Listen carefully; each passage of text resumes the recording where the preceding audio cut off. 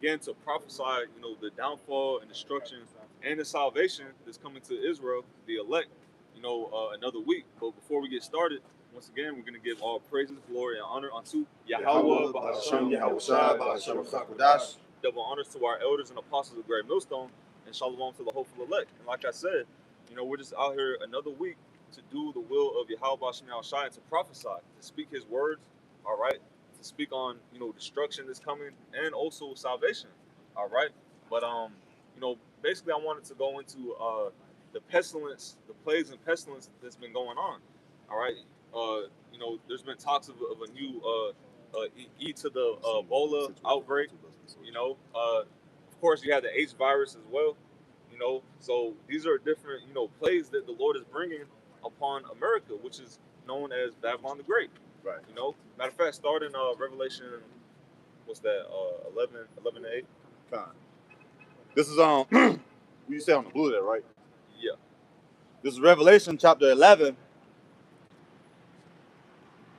going down to verse 8, and it reads, "And their dead bodies shall lie in the street of the great city, which spiritually is called Sodom in Egypt." Right. So the dead bodies is speaking about the Israelites. I believe last week I touched on this, but yeah, I'll touch on it again. That's going into Ezekiel 37. Right. The valley of dry bones. All right, and our people, they're in a dead state because they don't know who they are. They don't know their identity. Right. That they are the Hebrew Israelites. All right. Mm-hmm. They don't know who their enemy is, which is Right. Esau, Edom, and the other nations. And they don't know prophecy. They don't know what time we're living in. Right. We down the street, they're having some type of parade or something.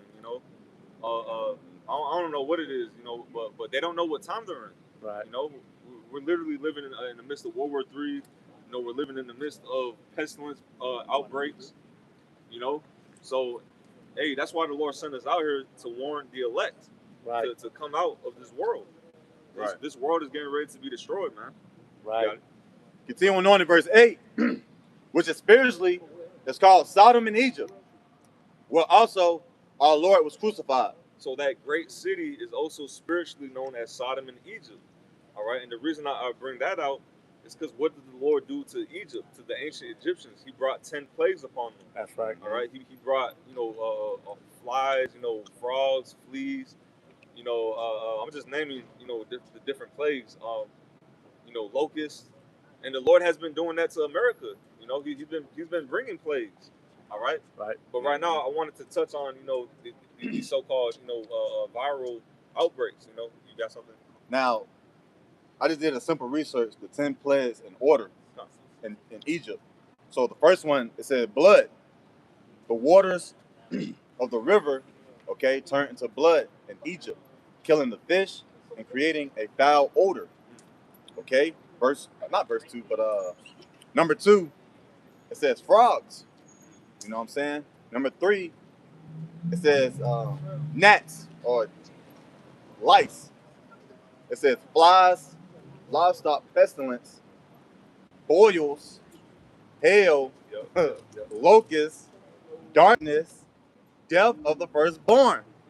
That was heavy in itself as well. So as the brother was going into, if these things happen in Egypt, why not America, knowing that this is Egypt all over again, right, and Sodom and all these different other types of spirits that's been conjured up, okay?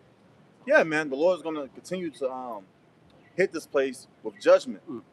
I said not peace on earth, but a sword, And to add to what you just said, if the Lord did that to ancient Egypt, how much more to America when this is a way more wicked, kingdom? This is a more technologically advanced, kingdom, but it's more wicked as well.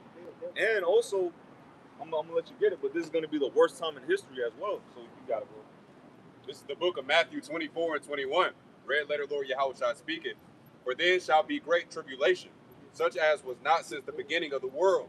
To this time, no, nor ever shall be. So we're coming up to that time.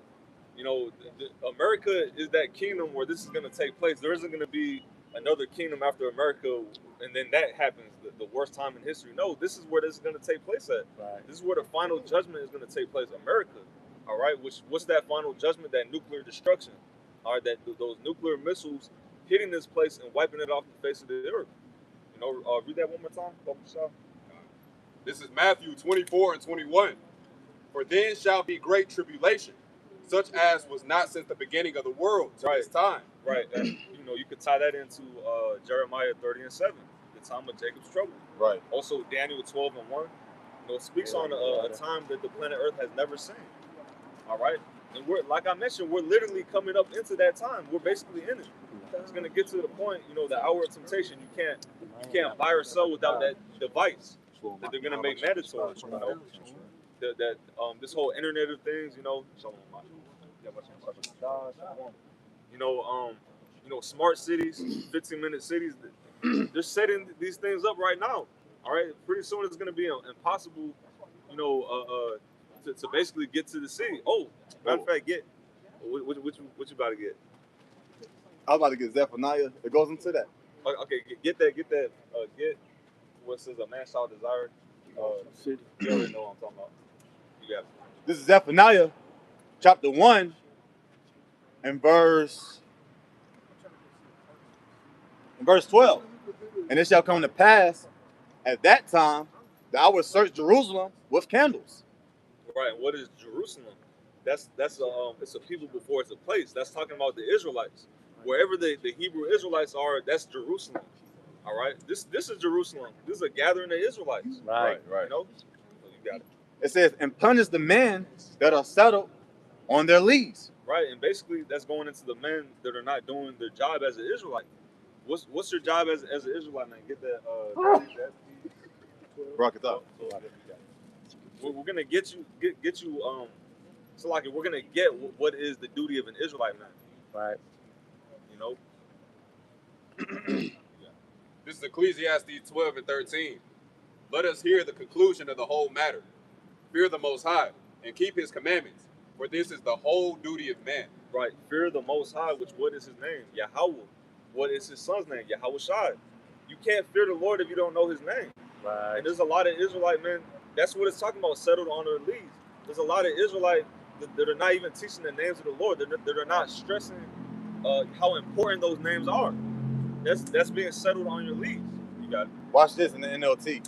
And then I'm going to go back to the KJV and reread it. You got it. So this is Zephaniah 1 and verse 12. I will search with lanterns in Jerusalem's darkest corners. All right? To punish those who sit contemplate.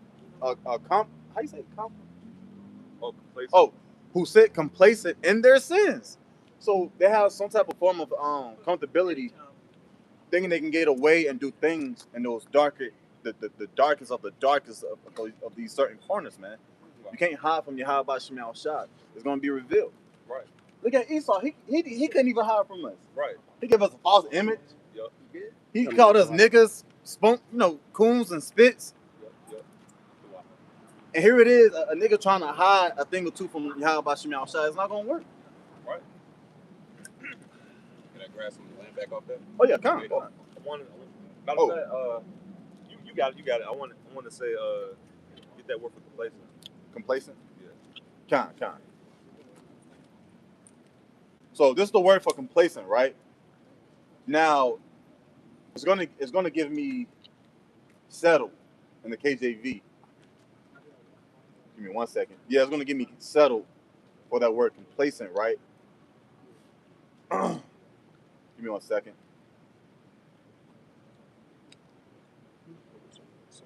And it says to thicken, condense, congeal. Yeah. Yep. Congeal, settle, become dense. So their wickedness just became thicker and thicker. Right. It's like it's getting just packed on top of sin. Sin packed on top of sin. Mm-hmm. That's these other camps, man. It's like if you were to try to get an arrow and fill it with righteousness, and you try to hit that individual, it wouldn't penetrate it. Yahweh Shai can, but you just too thick in your darkness. It can't be penetrated. You're gone. And that's why the Lord is going to shoot an arrow at them, those missiles. You know, and then they're going to come back and be righteous in the kingdom of heaven. Right.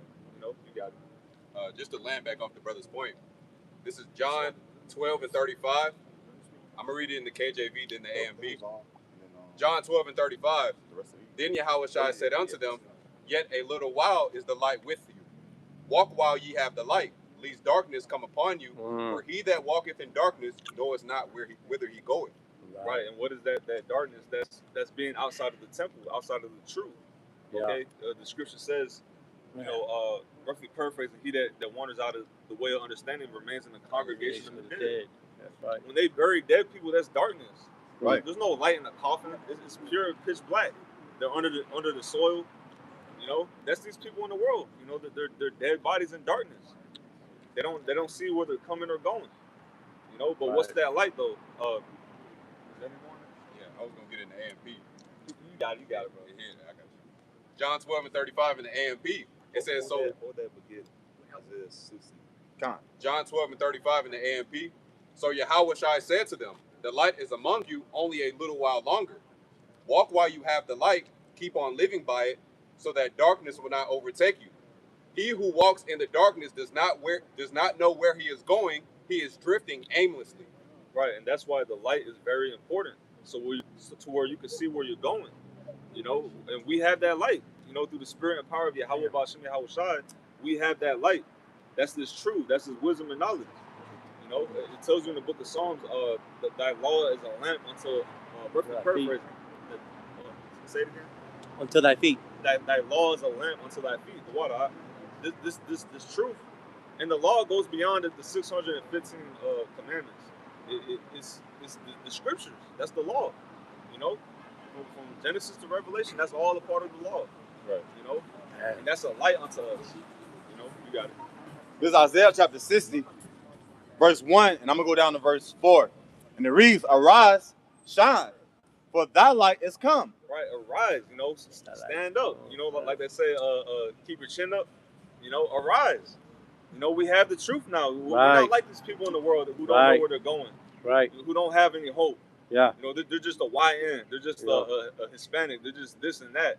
You know, I'm just a construction worker. You know. No, we know we're kings. Right. You know? We're kings. We just don't have our crown yet. That's right. Matter of fact, Salakia, we do have our crown.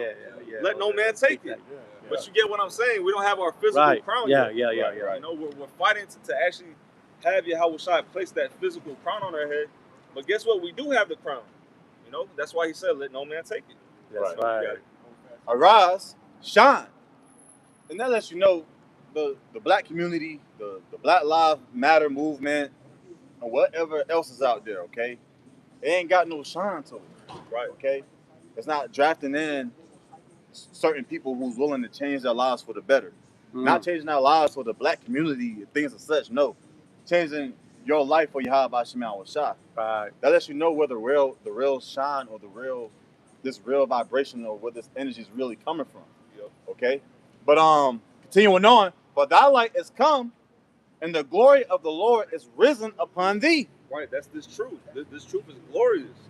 There's nothing else on this planet Earth that's telling you, you know, you have a chance to be immortal. You have a chance to live forever. What other opportunity in the world, you know, presents that to you? Right. The Quran don't there's nowhere in the Quran that's telling you niggas you're gonna have immortality. Right. There's that fat ass Buddha ain't telling you that. Muhammad, them color ass fingernails not doing that to you. All right, but the Lamb is.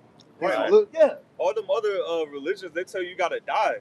You gotta die to enter into the kingdom. You gotta die, you know, to get, you know, whatever the Muslims say, you know, what they say, 40 virgins or some shit. Wow. Right. You know, it's bugged out. Like, no, you don't gotta die in this truth.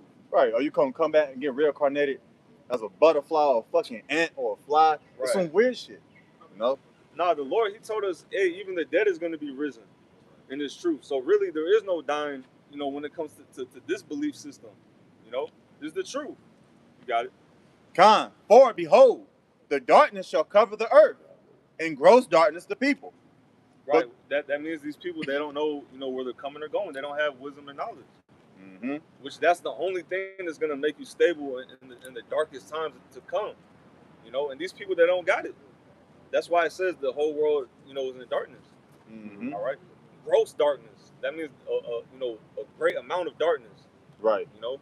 Oh, that's the spirit. Oh, you got it. Yeah, Khan. You got it. I got the word gross on the online etymon, right? It says large, thick, corrose, plain, simple, big, thick, fat, tall, strong, powerful. So there's like a powerful dark energy that's that's fucking your niggas taters up, Yeah. and you guys can't operate right. Right. Right. But that's pretty much it. Right. But the Lord, guess what? Matter of fact, keep reading that. Keep reading. The word. No, Isaiah 60. Con. All right. Going back to Isaiah 60 and verse 2. For behold, the darkness shall cover the earth. And gross darkness the people. But the Lord Yahweh shall arise upon thee, Right. and his glory shall be seen upon thee. Right. So that's Right. the balance of it. You know, Yeah. on one end, you know, this world is in darkness, but guess what? Without if you have darkness, you gotta have light. That's balance. Right. You know, so the Lord, he arose upon us. He gave us this truth. Yeah. He called us. We heard that voice saying, "This is the way." Yeah. You know, walk ye in it. Yeah. He showed us the light. You know, Yeah. He gave us the oil. Yeah. All right, and we hope we're of those wise virgins, those five that are wise, that kept that oil. What is that oil? This wisdom and knowledge. You know. Matter of fact, is that it on that? There's one more verse. You got it. And it reads, verse 3, and the Gentiles shall come to thy light, not the whole world, and it's not talking about the heathens, all right? Obviously, you're not going to have some Chinese guy or, bro, if you of the heathen, any of these guys are going to come up to the camp and accept Yahweh Shema Shah and accept what's going on, all right? When it's talking about you Gentiles, it's talking about for those who are in a Gentile state of mind, all right? That's amongst these other people. Yeah, you do have our people who look like so-called Asians.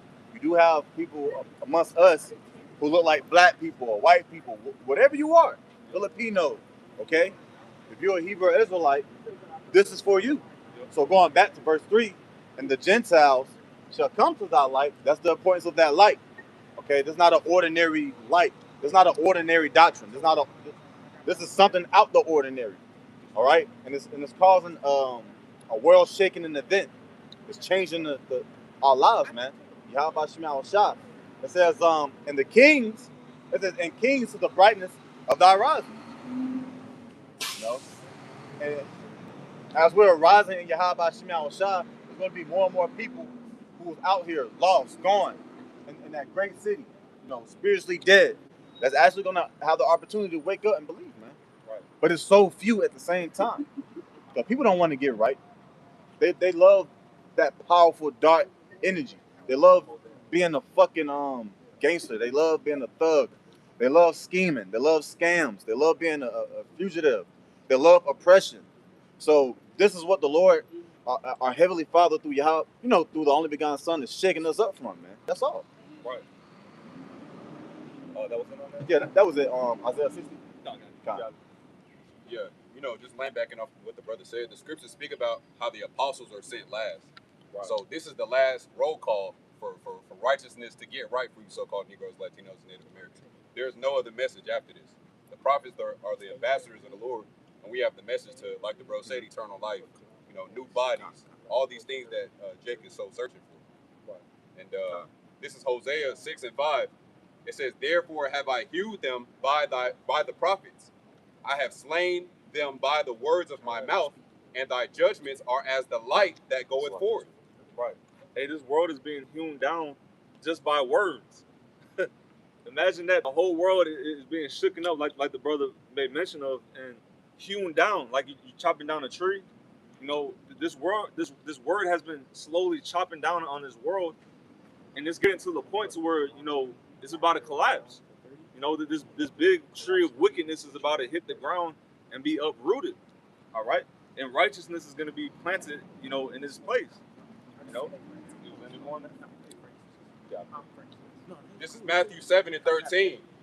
Enter ye in at the straight gate, for wide is the gate and broad is the way that leadeth to destruction, and many there be which go in thereat. Right. Enter ye in at the straight gate, and when you go into that word straight, matter of fact, you can get it. You know, it's not talking about straight as in like a straight line. You know, we're gonna get that word straight.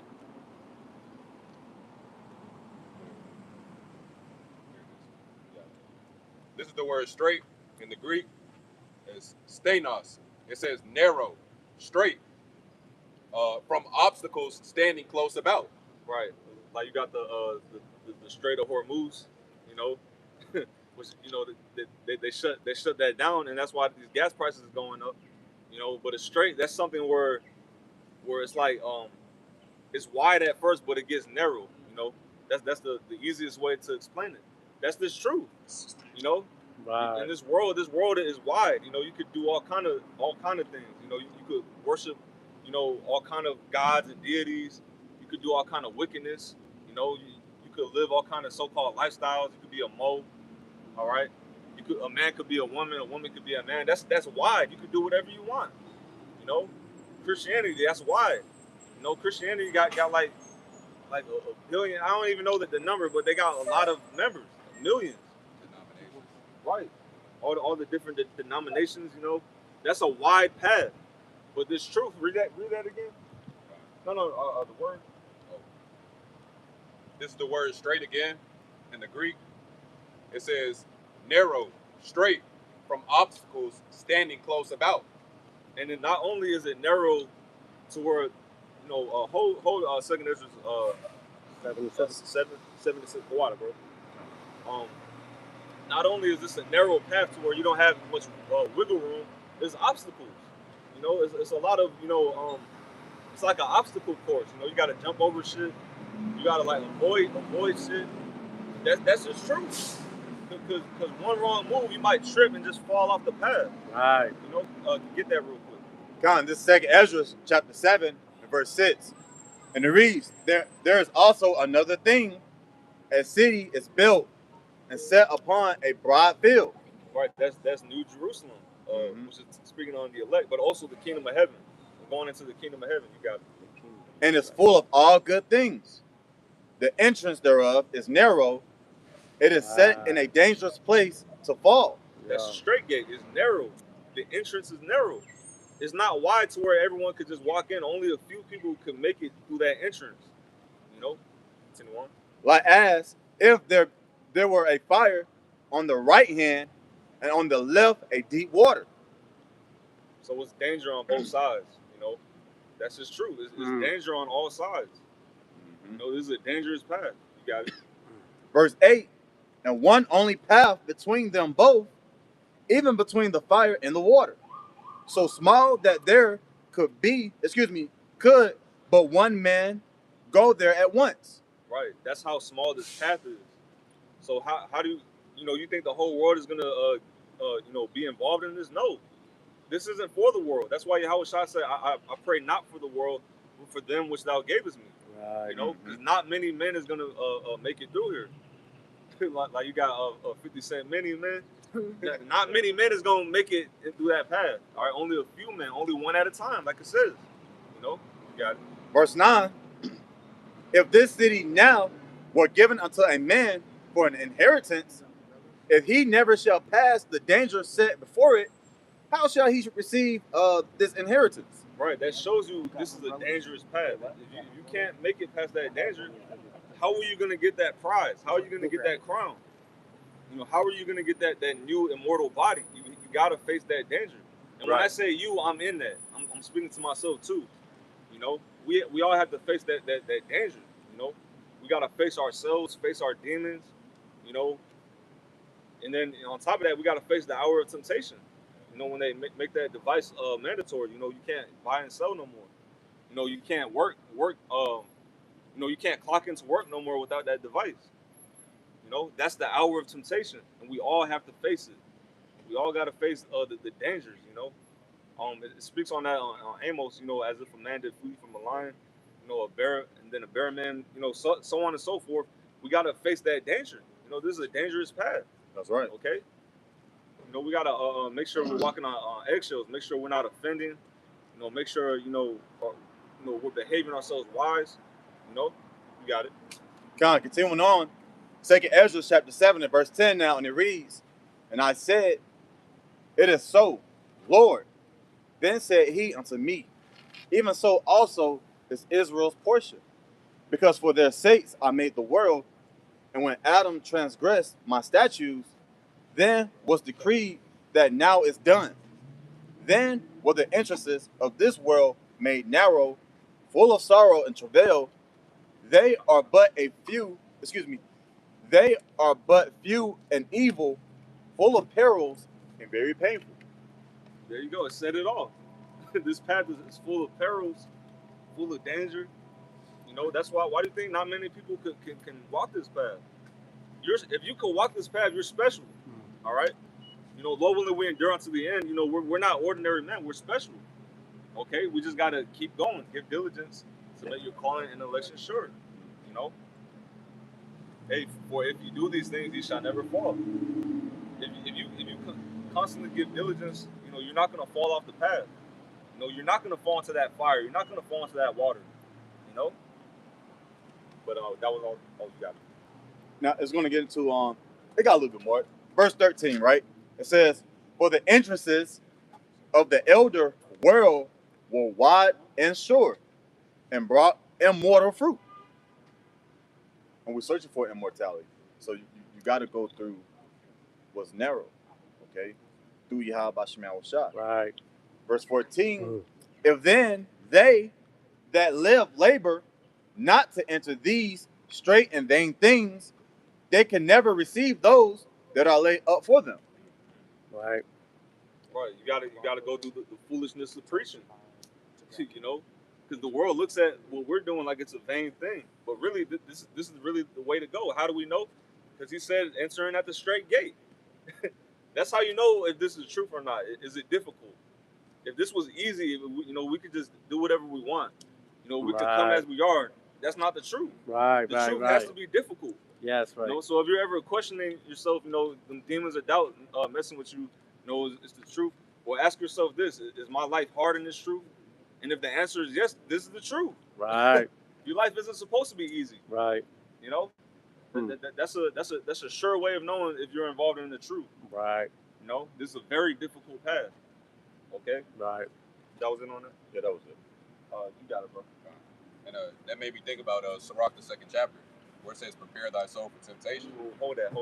So it's like the bro said, you're gonna get offended. You're gonna go through a lot of different things in this truth, and that's just a part of serving Yahweh B'Shem Shah. Our forefathers had to go through. So how much more we? Right. You know. Right. This is Matthew 7:14. It says, "Because straight is the gate and narrow is the way, which leadeth unto life, and few there be that find it." Right. That's the key. You know, only a few is gonna find this path.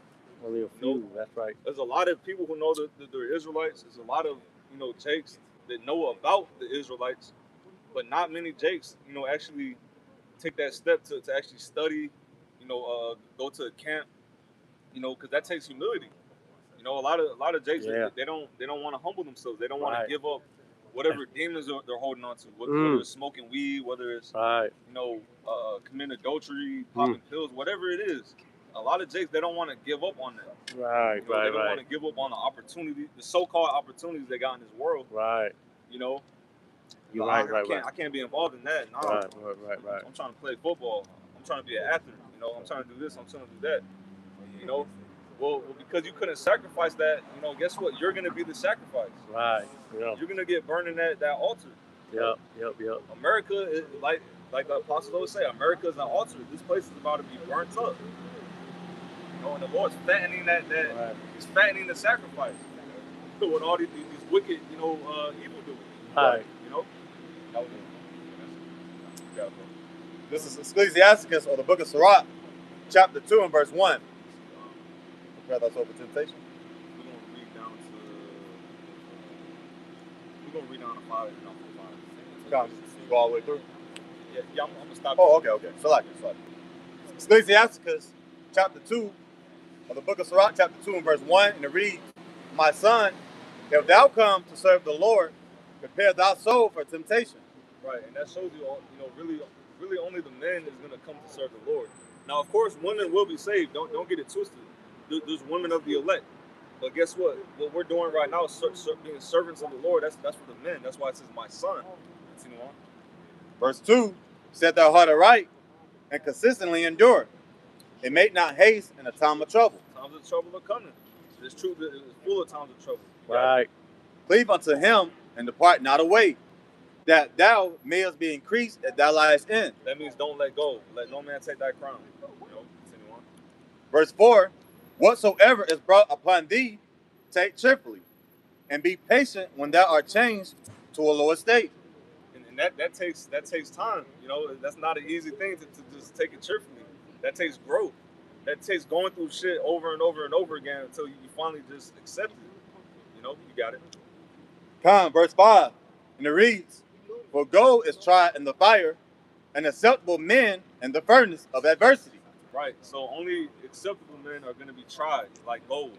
Only the acceptable men are going to be going through countless, trials, countless, countless,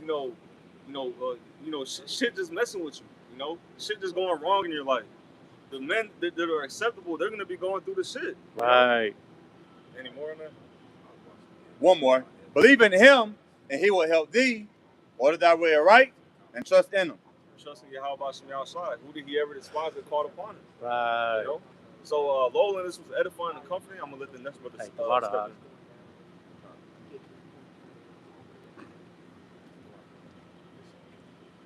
in. Want me to reread it? Con. Going back to Ecclesiastes of the book of Sirach, chapter 2, and verse 6. "Believe in him, and he will help thee. Order thy way aright, and trust in him. Ye that fear the Lord, wait for his mercy, and go not aside, lest ye fall." Mm-hmm. Yeah, don't go aside from the way, the straight gate, as the bro was going into. There's only one way. There's only one faith, one Lord, one baptism. All right, and if you're not with that faith, or if you're not of the elect, then you're up for destruction. And I'm just gonna shift gears, I guess, just a little bit, but it's still on the same topic. But when it comes down to this truth, it's not optional. This truth is going to supersede any other doctrine. Okay, basically Yahweh B'Shem Yahweh's will is going to prevail. Right. Okay, no matter how many people want to scoff, no matter how many people want to, you post your videos on TikTok talking about how you're, being disingenuous, but that's not going to change prophecy. All right. Can I get this quick precept? Yeah, you got it, bro. Just to back the brother up, this is Romans 3, verse 3. It says, "For what if some did not believe?" Yep. It says, "Shall their unbelief make the faith of the Most High without effect?" You got it. Absolutely not, man. Though our people don't understand what this truth is talking about, man, it does not make the Most High a liar, man. Yeah. All right, that's what the brother's going into. Our people can't get it because they won't get it, man, because they have been blinded by Yahweh Shemashah. Mm-hmm. This is Luke 19:27. It says, "But those, mine enemies, which would not that I should reign over them, bring hither and slay them before me." Right, and that's Yahweh, whom the world ignorantly calls Jesus. Right. All right, basically letting you know if you're not down to serve him, then you're gonna die. Right. Okay, and so a lot of our people are offended in this truth. They're offended in the Lord, really, but they won't come out and just say that directly. So they try to come at a different way, being disingenuous, trying to make it seem, oh, those Hebrew, they cussing or something like that. But really, you're offended in the Lord. You're just offended in the prophecies. That's right. But you're too scared to even say that. So you try to be disingenuous, come around another way, Nitpick. Yeah, nitpick, stuff like that. But yeah, you got it. Oh, Con. This is Isaiah 30:10. Just going into what you was saying. "Which say to the seers, see not, and go to the prophets, prophesy not unto us right things, Yep. speak unto us smooth things, prophesy deceits." And you got it. Yeah, these people, they don't want to hear the truth. They can't take the truth. And growing up, you probably heard that movie line, or what's the line from the movie? You can't take the truth, or you can't handle the truth. Yeah. You can't handle the truth. But see, if you was to tell a grown man, you can't, I'm not gonna tell you something because you can't handle it. They will be offended in that. But the truth be told, if you tell them the truth about the Bible, they couldn't take it. They couldn't take it. There are grown men, there are grown adults in this world that cannot handle the truth. Right. Even though they'll be offended if you told them, nah, I ain't gonna tell you. Yeah. But then you tell them, hey, you know the Lord coming back in so-called UFOs. Right. They're like, what? That's what you call lose-lose situation for them. Mm-hmm. Yep. You got it, bro. This is Isaiah 60:12, because this is the truth. This is the truth that has been preached, starting with the elders and the apostles on down. Isaiah 60:12. For the nation and the kingdom that will not serve thee shall perish. Yea, those nations shall be utterly wasted. That's what salvation is. That's what the patience of the saints is. When you go into Acts 1 verse 7, that's the very first thing that the apostles asked Yahweh, will thou now restore the kingdom? The kingdom is these other nations being under us in the same manner that we are under them today. How are we under them today? Some of us have to go to work tomorrow. Some of us have to go to work on Monday, though it's a holiday. We are paying taxes to them, and these people have to pay taxes to them. Doesn't the scripture say that the Most High likens his judgment unto a circle? We're in captivity. They got to go into captivity. And that's the biggest stumbling block for our people. They can't get that. They cannot take that truth. Right. A simple truth of the Bible. They can't handle the truth. Yeah. Like you said. Or, you know, that the Lord that hates Esau. Yeah. You can't take the truth. Yeah. You got it, bro. This is a question I just simply typed in, right? So I just put in, what is the psychology of people who can't handle the truth? And it says, people who can't handle the truth are typically utilizing unconscious defense mechanisms to perfect a fragile ego and maintain psychological stability. Kind of reminds me of when they say peace and safety. Yeah. You know, because one of the first things I can actually think of when the C-19 first hit, what's the first thing Goops over there did? They was jumping off the building. They couldn't handle the fact that they're enclosed, that this is going on. So the only defense mechanism was to just jump off a damn building, bring forth death. It says facing reality will cause intense emotional discomfort or shame, so the mind alters its perception to reject or rationalize the threatening information. Yep. So, You got it. no, you good. Yeah, so we see this, you know. We see the scoffers on TikTok can't take the truth, and you can tell they up all night trying to find a way to come against the truth, which is just going to drive you crazy. You see? Yeah, just to back up the brother, this is Isaiah 47:12. It says, stand now with thine enchantments and with the multitudes of thy sorceries wherein thou hast labored from thy youth. If so be thou shalt be able to profit, if so be thou mayest prevail. And what the brother was going into, people unable to accept this truth, that in itself, that's quickly fading, because the scriptures talk about Egyptian shall come against Egyptian, man. Even modern day Babylonians are beginning to see that these Amalekites are the ones behind everything that comes evil of this world, man. These enchantments are no longer working, and because these enchantments are no longer working, that's how we know that we are in the last days, man. You know? But you got a lot of our people in denial of that too. Oh yeah. Of Jacob's trouble. You can't take the truth with that. You know that this age is about to end. Egyptian against Egyptian, or you know, sedition amongst men. The MOTB. Yeah. You can't even if you can't acknowledge that the MOTB is the microchip, then you're not ready for that thing to be made mandatory, because you will take it when your life gets put on the line.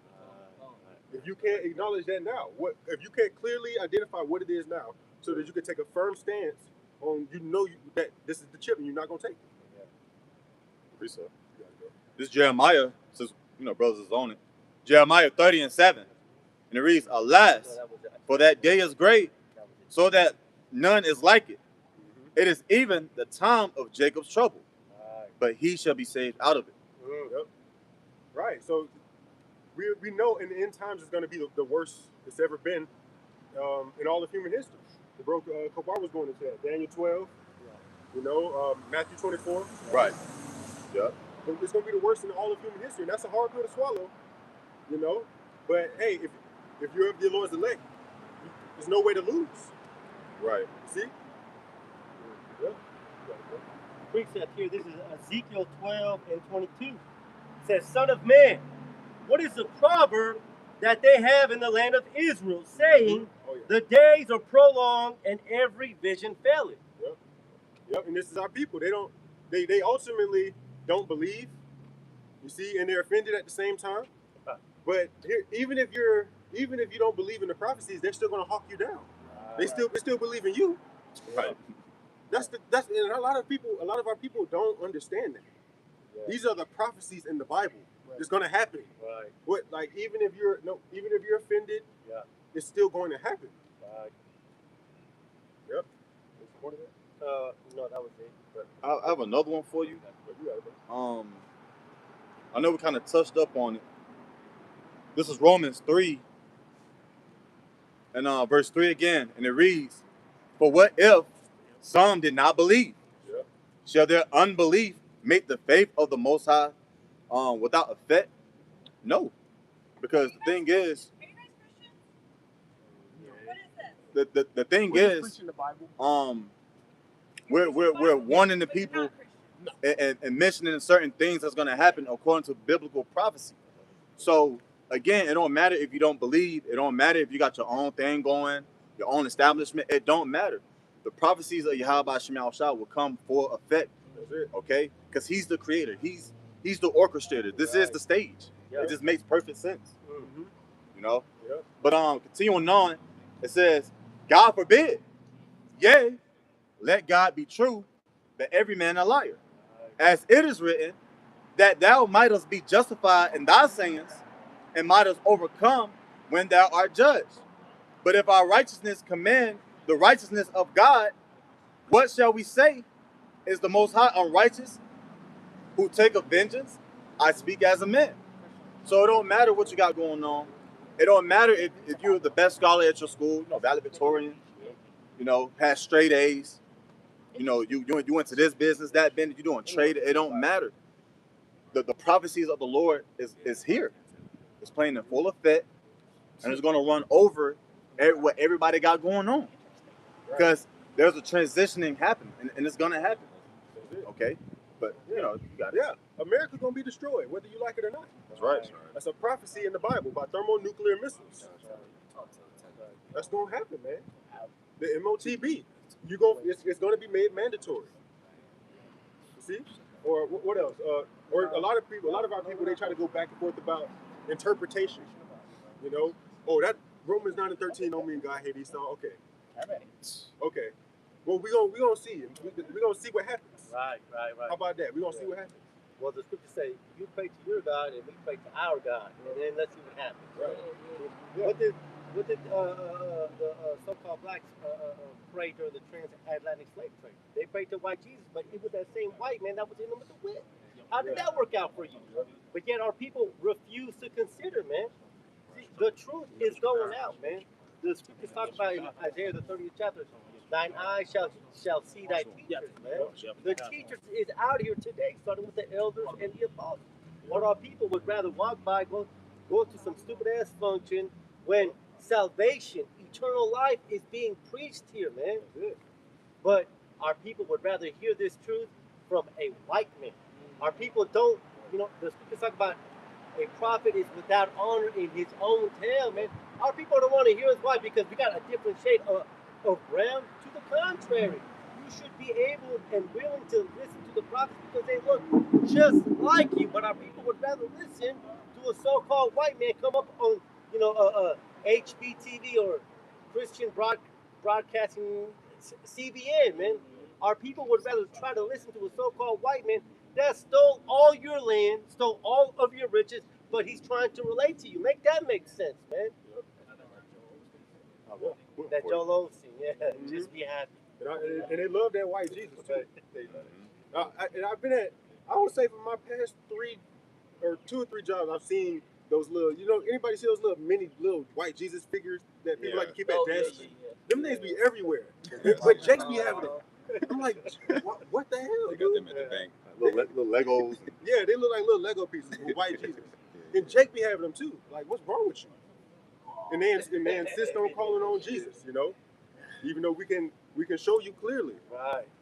Everybody know the letter J wasn't invented until 1600s. Right. That's a clear cut right there. His name couldn't have possibly been Jesus. Right. But our people insist.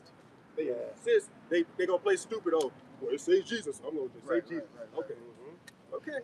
Right. You gotta go. Con, just land back on what you were saying a little moments earlier. This is Malachi chapter 3 and verse 6. For I am the Lord Yahweh. I change not. Therefore, the sons of Jacob are not consumed. And I'm bringing that fact out because what pointed out to me is you was going into how people believe in this, how people believe in that. People don't want to believe. People got their own thing going on. Look, the Lord changed not. It don't matter what you got going on. It don't matter if you changed in the black community. All right? It don't matter if you did something in war to change war. It don't matter. At the end of the day, what's been written was already said. The Lord said he was going to do it, and it ain't changing. Okay? He has a chosen people, and it's still to this day that it's evident that we are the chosen people. That didn't change. Okay? Look at Esau. He still can't handle the sun going years back. That didn't change. So why would the Lord just change because some goop figured out a new chemical or some shit going on, man? No, man. The kingdom of heaven is still for Yasharallah, for you so-called Negroes, Latinos, and Native Americans. He changed not. You got it. Yeah. Yeah. Even if you don't like it, you're gonna have slaves in the kingdom of heaven. That's right. Even if you don't like it. Even if you want to stay a nigga, you're gonna be a royal priest. According to the Bible. If you're an Israelite, this is not optional. Right. The Lord is going to whether you're of the elect and you get translated, without dying, or as a martyr, or if you're not the non-elect, you have to get purged out first by fire. Right. And then you're gonna come back and you're still gonna be a royal people in your right mind. So even if you're offended in the fact that rulership, the Lord having a chosen people, you can't change that. Right. Imagine being in denial of what you are. Our people literally will deny being an Israelite. It's like a German Shepherd saying, "I'm not a German Shepherd." So, Right. a bird saying that he ain't got wings. Yeah, it's like. Well, we just had some. Look, that's a mercy scripture because what the officer just read said because it said, "Ye sons of Jacob are not consumed." Who are the sons of Jacob? Ultimately, it's going into the elect because the scripture says, "Not all Israel is Israel." Who are the sons of Jacob? We had somebody that walked by to ask us if we were Christian. We are the original Christians, man. These people just stole our heritage from us, man. How can we prove that we are the original Christians? This is Habakkuk 2 and verse 1. I will stand upon my watch and set me upon the tower and will watch to see what he will say unto me and what I shall answer when I am reproved. That's how we prove that we are the original Christians. Not because we label ourselves that, but because the secrets of Yahweh Hashem Yahushai have been revealed unto us. Then Amos 3:7 says, he does nothing but shows his secrets to his servants the prophets. Doesn't the scripture say that the spirit of Yahushai is the spirit of prophecy? We are the Christians. Because this Christian church ain't going into Revelations. They ain't going into Joel. The brothers going, they're not giving you his true name, man. So are we Christian? Yes, we're Christian, but not in the way that the world calls it a Christian, man. We are the prophets, man. Yeah. Baba Kushar, that Revelation 19:10. Yeah. This is Revelation 19 and 10. And I fell at his feet to worship him. And he said unto me, see thou do it not. I am thy fellow servant and of thy brethren that have the testimony of Yahushua. Yep. Worship the Most High, for the testimony of Yahushua is the spirit of prophecy, man. And these people, they don't have the spirit of prophecy, man. You have these Christians praying for America, rededicating this country to America. I mean, think about that. Well, if I may say, Go ahead. it's like, just like you're saying, these Christians don't have the spirit of prophecy because Christianity is a very selfish religion. Right. They pretty much put a trump card in their back pocket and bring it out whenever they deem necessary. They put the Lord in a box, but you got it, Kalak. Yeah, and that's also circling back to the name too. Yeah. That Revelation 19:10. Yeah. The name Yahushua is what's associated with prophecy. Right. The name Jesus ain't associated with no prophecies. Even the return of Yahushua. Ask a so-called Christian, how is Jesus coming back? And maybe if they're learned, they might say, oh, he's coming back in the clouds. Well then, well, what is that? You think it's the literal clouds? Or then when you go to, take them to Isaiah 66, okay, it says chariots here. Or Revelation 19 says a white horse. So explain that. Yeah. You got, or 2 Esdras 13 say he flew upon a mountain. So it's described 4 different ways how Yahushua coming back. We can break that down to you. So-called Christians can't break down what those 4 things are talking about. We can tell you it's so-called UFOs. Right. Christians don't have the spirit of prophecy. Right. Yep. This is Proverbs 1 and 6. It says to understand a proverb and the interpretation, the words of the wise and their dark sayings. That's what this book is. Their dark sayings. And these dark sayings have been revealed unto his servants, the prophets, according to Amos 3 and 7. Yep. As the brother's going into, man. Yeah, the dark sayings, the secrets revealed unto the servants, the prophets. Right. You know? I got a quick one for you. Yep. This is Hosea chapter 4 and verse 6. And it reads, my people are destroyed for the lack of knowledge. Because thou hast rejected knowledge, I will also reject thee. That thou shalt be no priest to me, seeing thou hast forgotten the law of thy power, I will also forget thy children. And this continues on to this day. All right. Remember, these are the same individuals who said, let his blood be on us and our children as well. And this is the same power that you reject while saying that to the only begotten Son. So if you want to know why all these atrocities, calamities, mournings, crying, lamentations, whatever you want to, however you want to word it, it's happening because you guys just reject Yahweh Shem Shah. You guys don't want to produce. You guys don't want to be productive. You guys don't want to benefit. And you guys don't want to have anything to do with Yahweh Shem Shah. You got it. Yeah. Our people, Yahweh Shem Shah is like our people's last option. Yeah. They, you see, you listen to what our people talk about. They say, "Oh, we just need a new president, or maybe I can hit the lottery." Any solution, but just humbling down and asking the Lord to deliver us. Right. And our people would complain all day about this system. So if you believe in the God of the Bible, why don't you? If you know that the God of the Bible is infinite in power, like you claim, then surely he can make us a sovereign nation again. But our people's faith don't go that far. When you say, so what salvation is, that we're gonna be ruling over these other nations. Our people, you can see they don't have faith like that. Yeah. Slavery? Yeah. Yes, it's a real thing. Yeah. And you're in it. Yep. You're in the Lord's movie, and you're gonna play your part.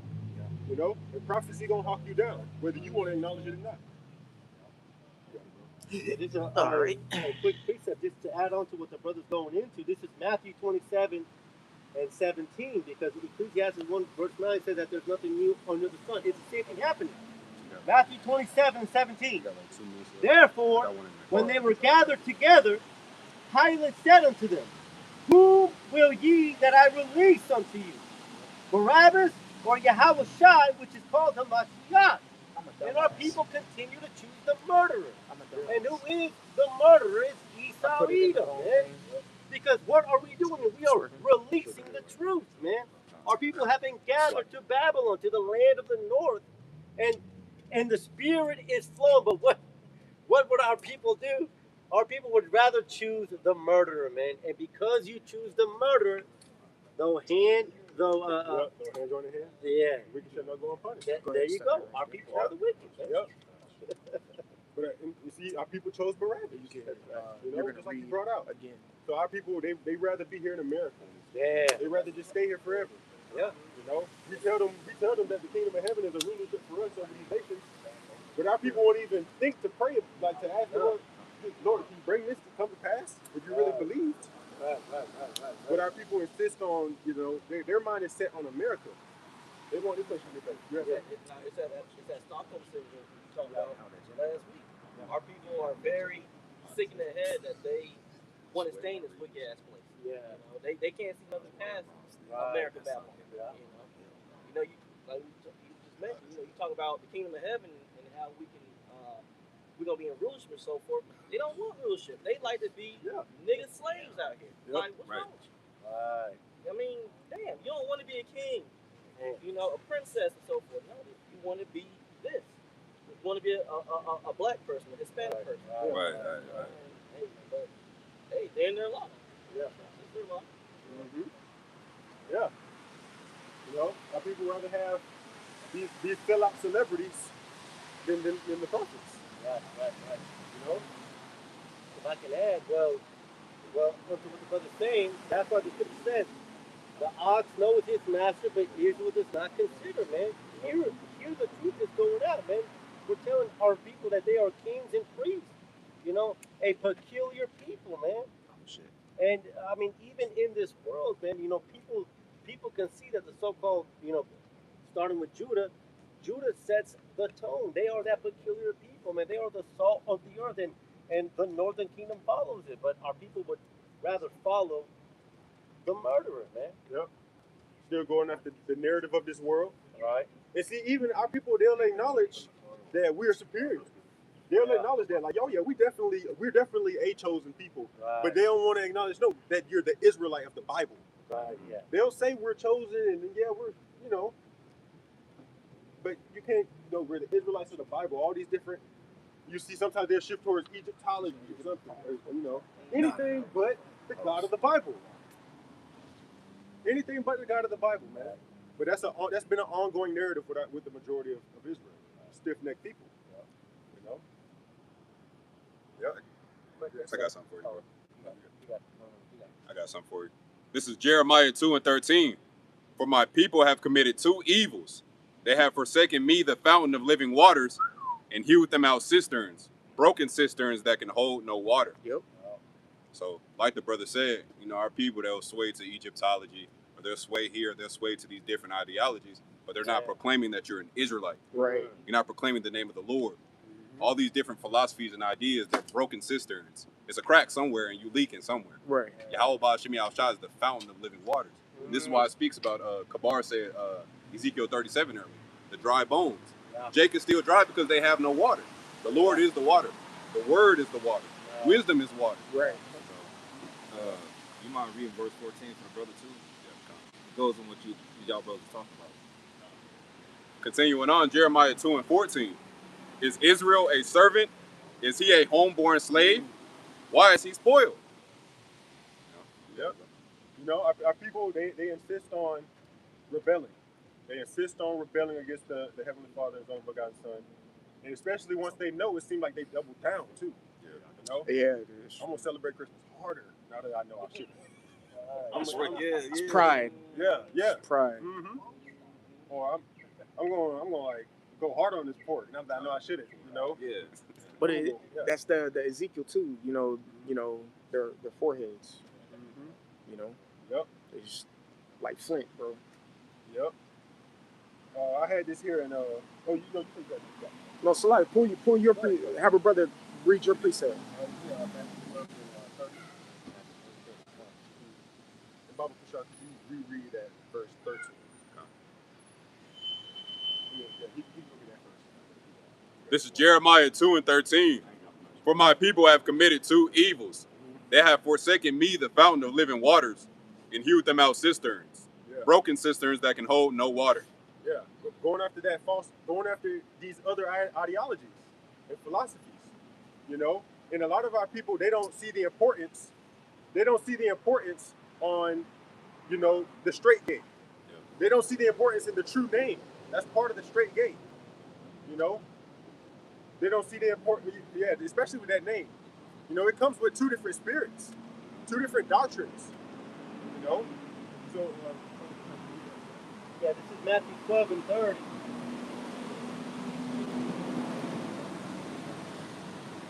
Matthew 12:30. He that is not with me is against me. Yeah. And he that gathereth not with me scattereth abroad. Right. So when it comes down to this faith and this baptism and this doctrine, it is specific. And if you're not on this specific train, you know, then you're against the Lord. Yeah. Either you with the Lord or you against him. All right. If you're not calling on the true name, then you are scattering abroad. There is only one true name, one true baptism, one true doctrine. All right, so Lord willing, that was edifying. I'm gonna step down for the next brother. Keep stay right there and read. Hey, Shalom Akim. If a brother can get Revelation 12 and 12, I want to hone in on that, Baba Shah, and they can read it when they're ready. I'm gonna stop you like at each step. This is Revelation chapter 12, verse 12.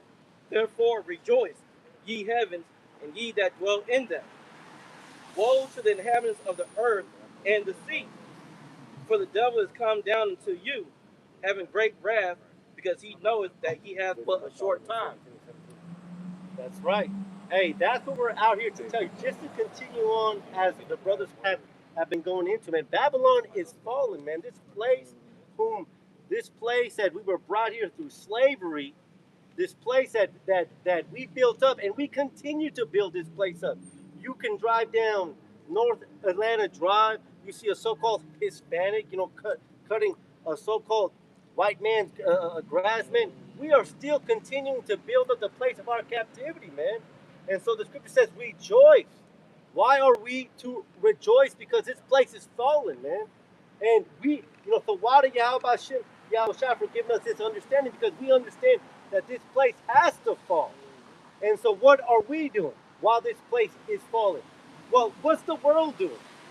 Again, you had the Orange Man trying to rededicate Babylon to the Bible. I mean, they literally scheduled the time to reschedule. They literally rescheduled the time to rededicate themselves to the Bible. Think about that. I'm gonna stop being a demon 2 months from now. That's not how the scriptures work, man. This place is fallen, and so why are we to rejoice? Because their punishment is our deliverance. Go ahead with that. This is Wisdom of Solomon 17 and 17. For whether he were a husbandman or shepherd or a laborer in the field, he was overtaken and endured that necessity, which could not be avoided, for they were all bound with one chain of darkness. Man, that's a beautiful word. It talks about they endured the necessity. Well, who is the they? They is talking about the rich man, the elite, and then also talking about the farmer. That's two different classes of people, man. See, all of Babylon, all of Babylon is gonna feel it, man. In the same way that our people felt it. You go into Isaiah the 3rd chapter, it talks about the spirit of Yahweh Shai taken away from us, the order, the captain of 50. All right, he took down our elites. All right, how much more so is he not going to take down their elites, man? And so as we go into this time of judgment, because Yahweh Shai is the righteous judge, and what does a judge do? He doles out just punishment. If you speed through a speed light, he's gonna give you a ticket. If you commit murder, you're gonna do life. And these people are about to do 1,000 years of captivity, and then, as the scripture says in Obadiah 1 verse 18, his seed shall be no more. All right. This is Proverbs chapter 1, verse 26. I also will laugh at your calamity. I will mock when your fear cometh. Verse 27. When your fear cometh as a desolation, and your destruction cometh as a whirlwind, when distress and anguish cometh upon you. Right. Hey, so the scripture says that Yahweh Shai himself is going to laugh at you. So how does Yahweh Hashem Yahweh Shai speak? Well, he speaks through the prophets. His prophets are going to laugh at you.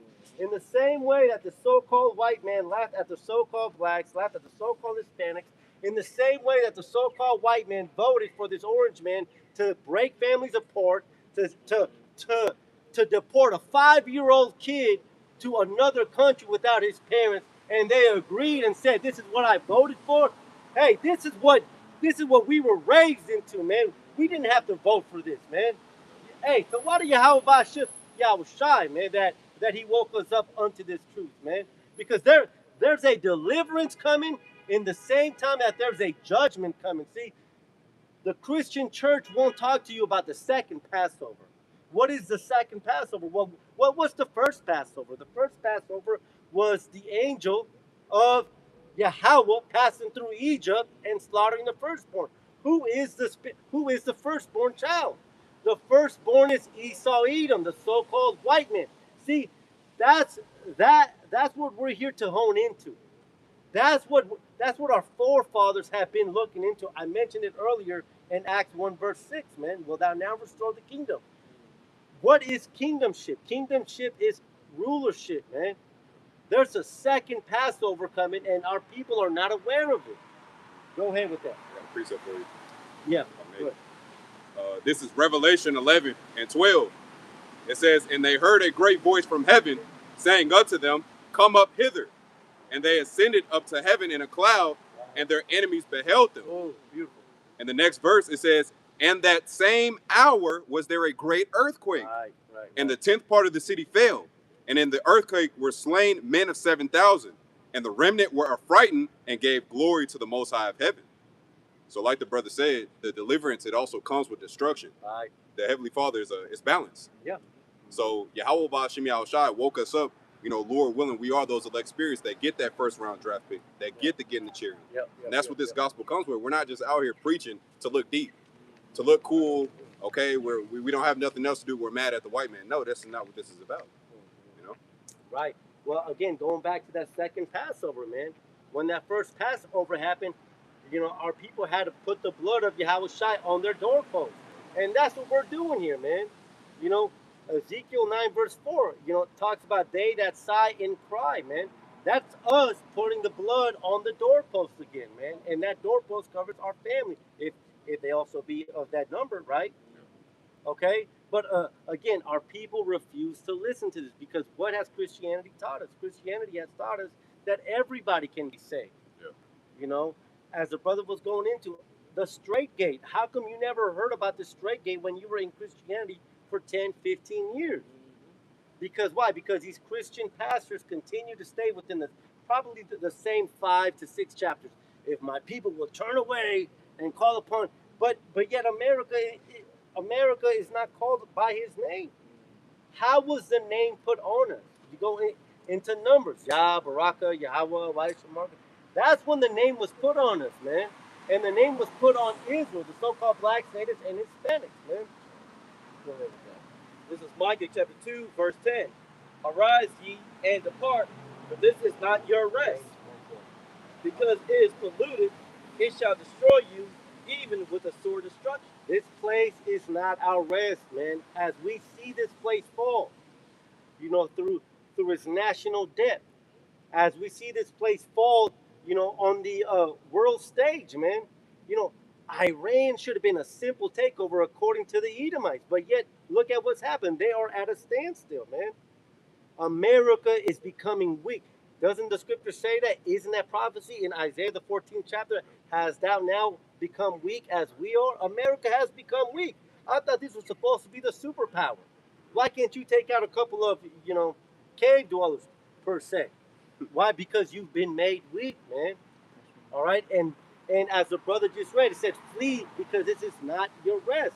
So when that judgment comes, that judgment isn't going to touch the elect. Why? Because we flee spiritually, man. Okay. Now, what is that spiritual fleeing? That spiritual fleeing is us not, you know, practicing the ways of Babylon, man. And that's contrary to what these so-called Americans are doing, because as this place was prophesied to fall, what are these people doing? They're praying for America. Go ahead with that. This is James 4 and 4. "Ye adulterers and adulteress, know ye not that friendship of the world is enmity with the Most High?" And that's what Christianity is. Christianity is friendship with the world. Again, these people are thinking that they can uplift the place. Doesn't the scripture say that Babylon was drunk with the blood of the saints?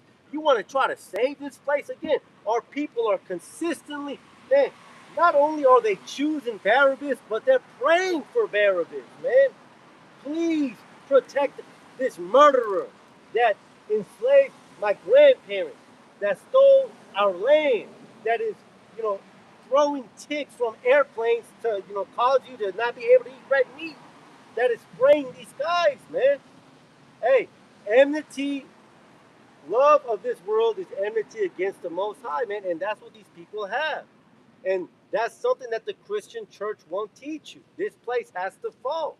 And the scriptures tell us this. Go ahead with that. Second Ezra chapter 4, verse 29. If therefore that which is sown be not turned upside down, and if the place where the evil is sown pass not away, then cannot it come that is sown with good? Can you read that one more time again? I got you. Bible Bishop. This is Second Ezra chapter 4, verse 29.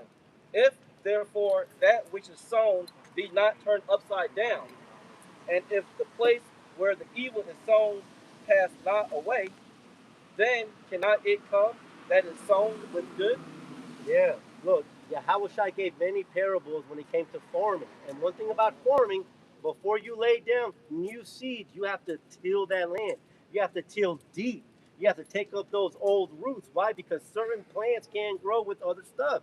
Weeds will take up the nutrients from that plant. You cannot plant a cornfield in a strawberry field. And so in that same manner, America has to be sown up. Everything has to be taken up, which, that also, comes to mind, that scripture that, we are going to look for them in the tunnels, man. But the point is that everybody is waiting for Yahweh, whom the world ignorantly calls Jesus Christ, to come back, but they don't understand that, as the brother just read, for righteousness to come, evil has to be sown up. And what is that evil? Evil is Babylon. Revelation 17, verse 1, the whore that sits on many waters. Revelation 6, verse 4, the horse that took away peace and caused death. You can't have righteousness here. Yeah, don't the Christian church say one nation under God? Right. Who's the one nation under God? It's the nation of Israel. Amos the 3rd chapter tells you that. You only have I known of all the families of the earth. Yep. So what are these Christians talking about? Yeah, because the God here is Satan. The acronym for USA is under Satan's authority, man. Right. They do everything they do everything opposite that's in the Bible. Yep. Right. Yep. Right. Yeah. Speaking of which, I was on the way here. I saw this dude with a big ass lifted Ford F-450. Like, the truck was probably like $150,000 truck. Dude comes out the gas station and he opens up the door for his girl. And I'm thinking, why are you doing that? You made the business. She should be opening up the door for you. But that's Babylon, man. Babylon is nothing but confusion. Damn, This they can't open the dude door is for his providing for you, but you're gonna. I mean, come on, man. The water, Yahweh Shai, that he woke us up to this truth, and we can see this stuff, man. Like you were saying, that's what they teach here with that whole chivalry, which started maybe 1,000 years ago. Before that, men weren't doing certain things until they came to this chivalry stuff, and now men open, like you mentioned, open doors for women and pull their chair out and things of that nature. So, like you said, the man is the one that's providing for the woman. Right. So why aren't you doing that for me? But if you say that here in this country, here comes that these nigga women like to use the word a lot, misogynistic, chauvinist, and all this other all this feminist nonsense, and the man's gonna get taken down. Right. This place is nothing but confusion, man, and that's why this place has to fall down. See, when you go through the different captivities, right? You go into the Assyrian Empire. What was the purpose of the Assyrian Empire? To take the northern kingdom into captivity. You go into the Babylonian Empire. What was their purpose? To take the southern kingdom into captivity. What was the Persian Empire? To rebuild the temple. What was the purpose of the Grecian Empire? For the heathenite, for us to be Hellenized. What was the purpose of the Roman Empire? For us to be scattered. The purpose of this revived Roman Empire is for the gathering of the saints in Babylon, man. And now the saints have been gathered. The truth is going out. The place has been fulfilled. See, the scriptures talk about Yahweh Hashem Yahushai unleashing his sword, all right, and then putting it back into his sheath. Esau is that sword. Save me from the wicked, which is thy sword. So now, our punishment, Lamentations 4 verse 21, that punishment is complete. Now that sword is going into the sheath, okay? Never to be pulled out again, all right? The scriptures talk about the Most High wiping away every tear. Go ahead. Go ahead. This is Jeremiah chapter 51 verse 8. Babylon is suddenly fallen and destroyed. How for her? take balm for her pain, if so be she may be healed. Right. Verse 9. And that's what you're seeing right now. Babylon is falling. Yeah. Like the ark is breaking out. This place is dead meat. Yeah. Like look what you see around here in America. Everybody's stressed out. Everybody's crashing out for the most part, especially these Edomites. You know, they looking very bad out here, and it's hey, we're loving it. You know. Right. Yeah, we're loving it. We're loving what's going on out here. So we're seeing that this place has fallen. Right. We love what's going on, man, and that's the difference between us, man, because the truth has set us free. The scripture says, "My servant shall eat."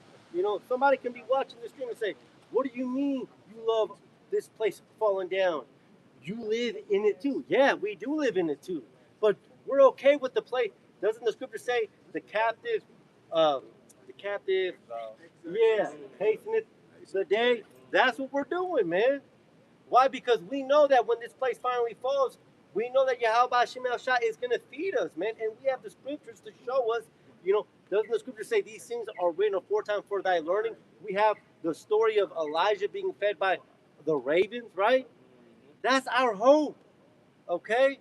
Go ahead with that. This is Amos 5:18. Woe unto you that desire the day of the Lord. This is the crux of Christianity, man, because Christianity, I can't wait for white Jesus to come back. Then, you know, everything will be all right. Continue on. Continuing on, Amos 5:18. This is the awakening. This is the truth, man. Isaiah 9 verse 2, they that walk in darkness have seen a great light. This is the great light. And sometimes that before that great light comes, darkness has to come. Go ahead with that. To what end is it for you? The day of the Lord is darkness and not light. Right, darkness to our enemies, man. If your family member gets assaulted and they catch that criminal and, you know, he goes to court, don't you want him to be sentenced? Hey, the criminal that has captured us has been exposed. Jeremiah 49, I have made Esau bare, he shall no longer be able to hide himself.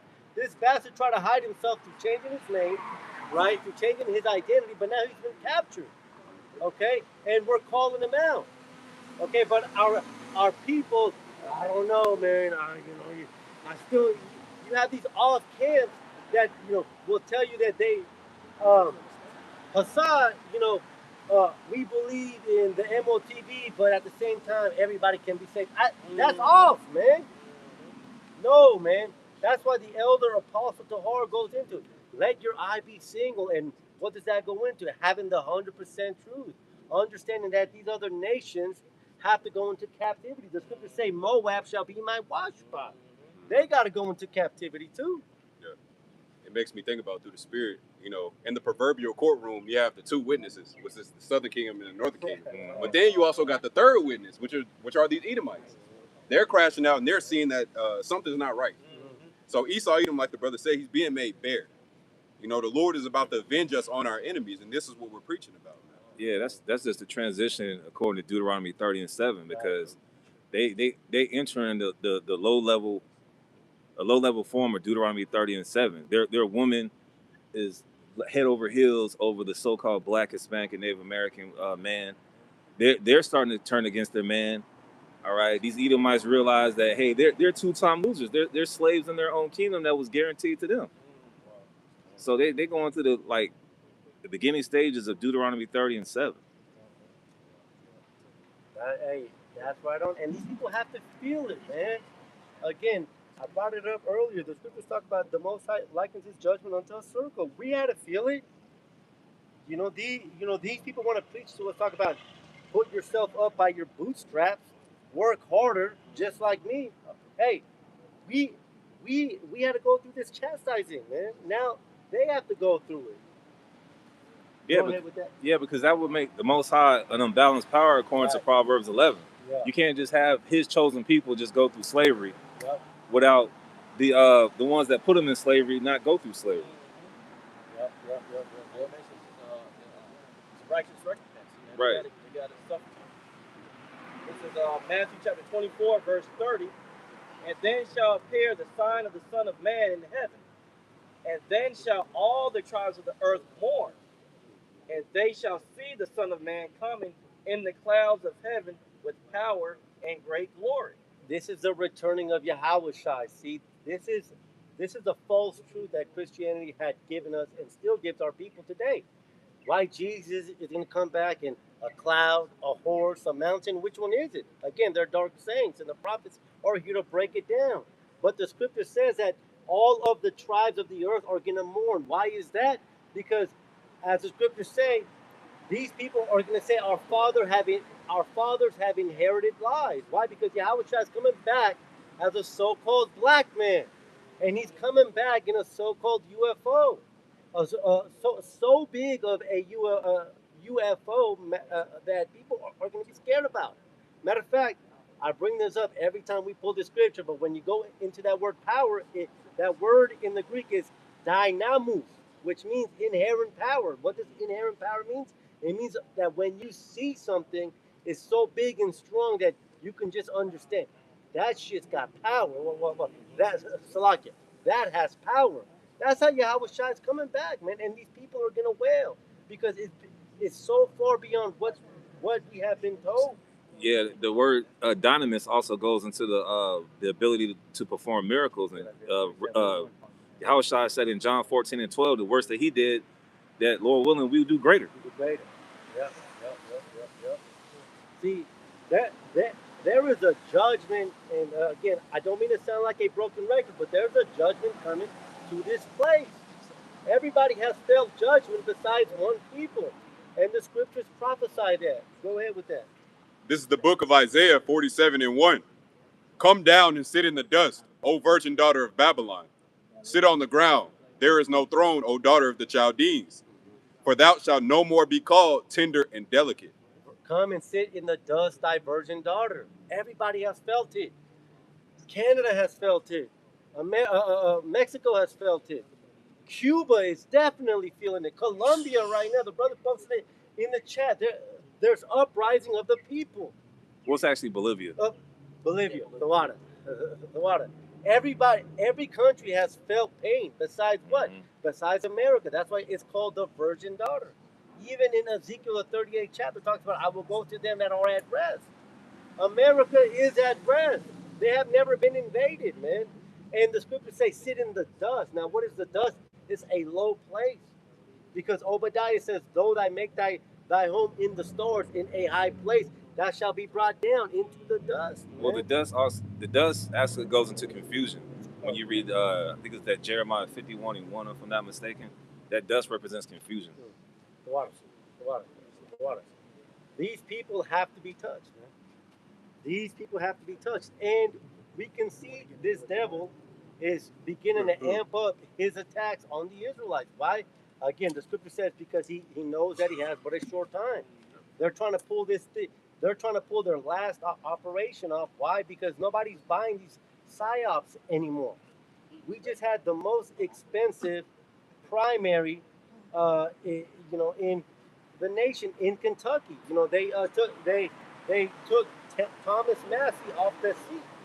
That was a $32 million politic, man. Prior to that, it was like $27 million when it came to some guy named Bowman. But the point is they're having to put so much more money to convince you to be on their side, man. And because they see themselves losing their power, that's why the scripture says he's coming down with great wrath, man. This place is on its last leg. The scriptures go into that. Go ahead with that. This is Habakkuk chapter 2, verse 6. Shall not all these take up a parable against him, and a taunting proverb against him, and say, woe to him that increases that which is not his? How long? And to him that ladeth himself with thick clay. Right. And when you go into that word clay, that word is ibatya. It goes into debt, man. And everybody sees the American national debt. I think it's like close to $40 trillion right now. This place can't stand. Right? And what does the scriptures talk about debt? Go ahead with that. This is Proverbs 22 and 27. If thou hast nothing to pay, why should he take away thy bed from under thee? Right. America hasn't had anything to pay, man. And Yahweh Hashem Yahushua is about to take that comfort, that bed from this place, man. See, the scriptures talk about Jacob's trouble. Jacob's trouble is a test for Jacob, but ultimately Jacob's trouble is everybody's gonna feel that, man. All right, Yahweh Hashem Yahushua is about to take that bed from you. He's about to take that comfort from you, man. And much more so to you so-called blacks, natives, and Hispanics, because the scriptures talk about judgment starting in the house of Jacob first, man. See, these people think, hey, I'm going to get this last precept and step down, but these people think that they're going to continue. You know, I think that's Psalm 49. Their inward thoughts is that they shall continue forever. That's what these people think. They done took down Venezuela. You know, they did. They inserted their puppet in Bolivia, right? These people think that everything's going to be easy. No, man. What's the scripture say about that? Go ahead. Yep. This is Job chapter 20, verse 23. When he is about to fill his belly, the Most High shall cast the fury of his wrath upon him, Right. and shall rain it upon him while he is eating. When these Edomites think that, hey, I've got it done, I'm about to do all of this. No, Yahweh Shema Shah gonna come down with great wrath, man. Hey, Babylon is falling.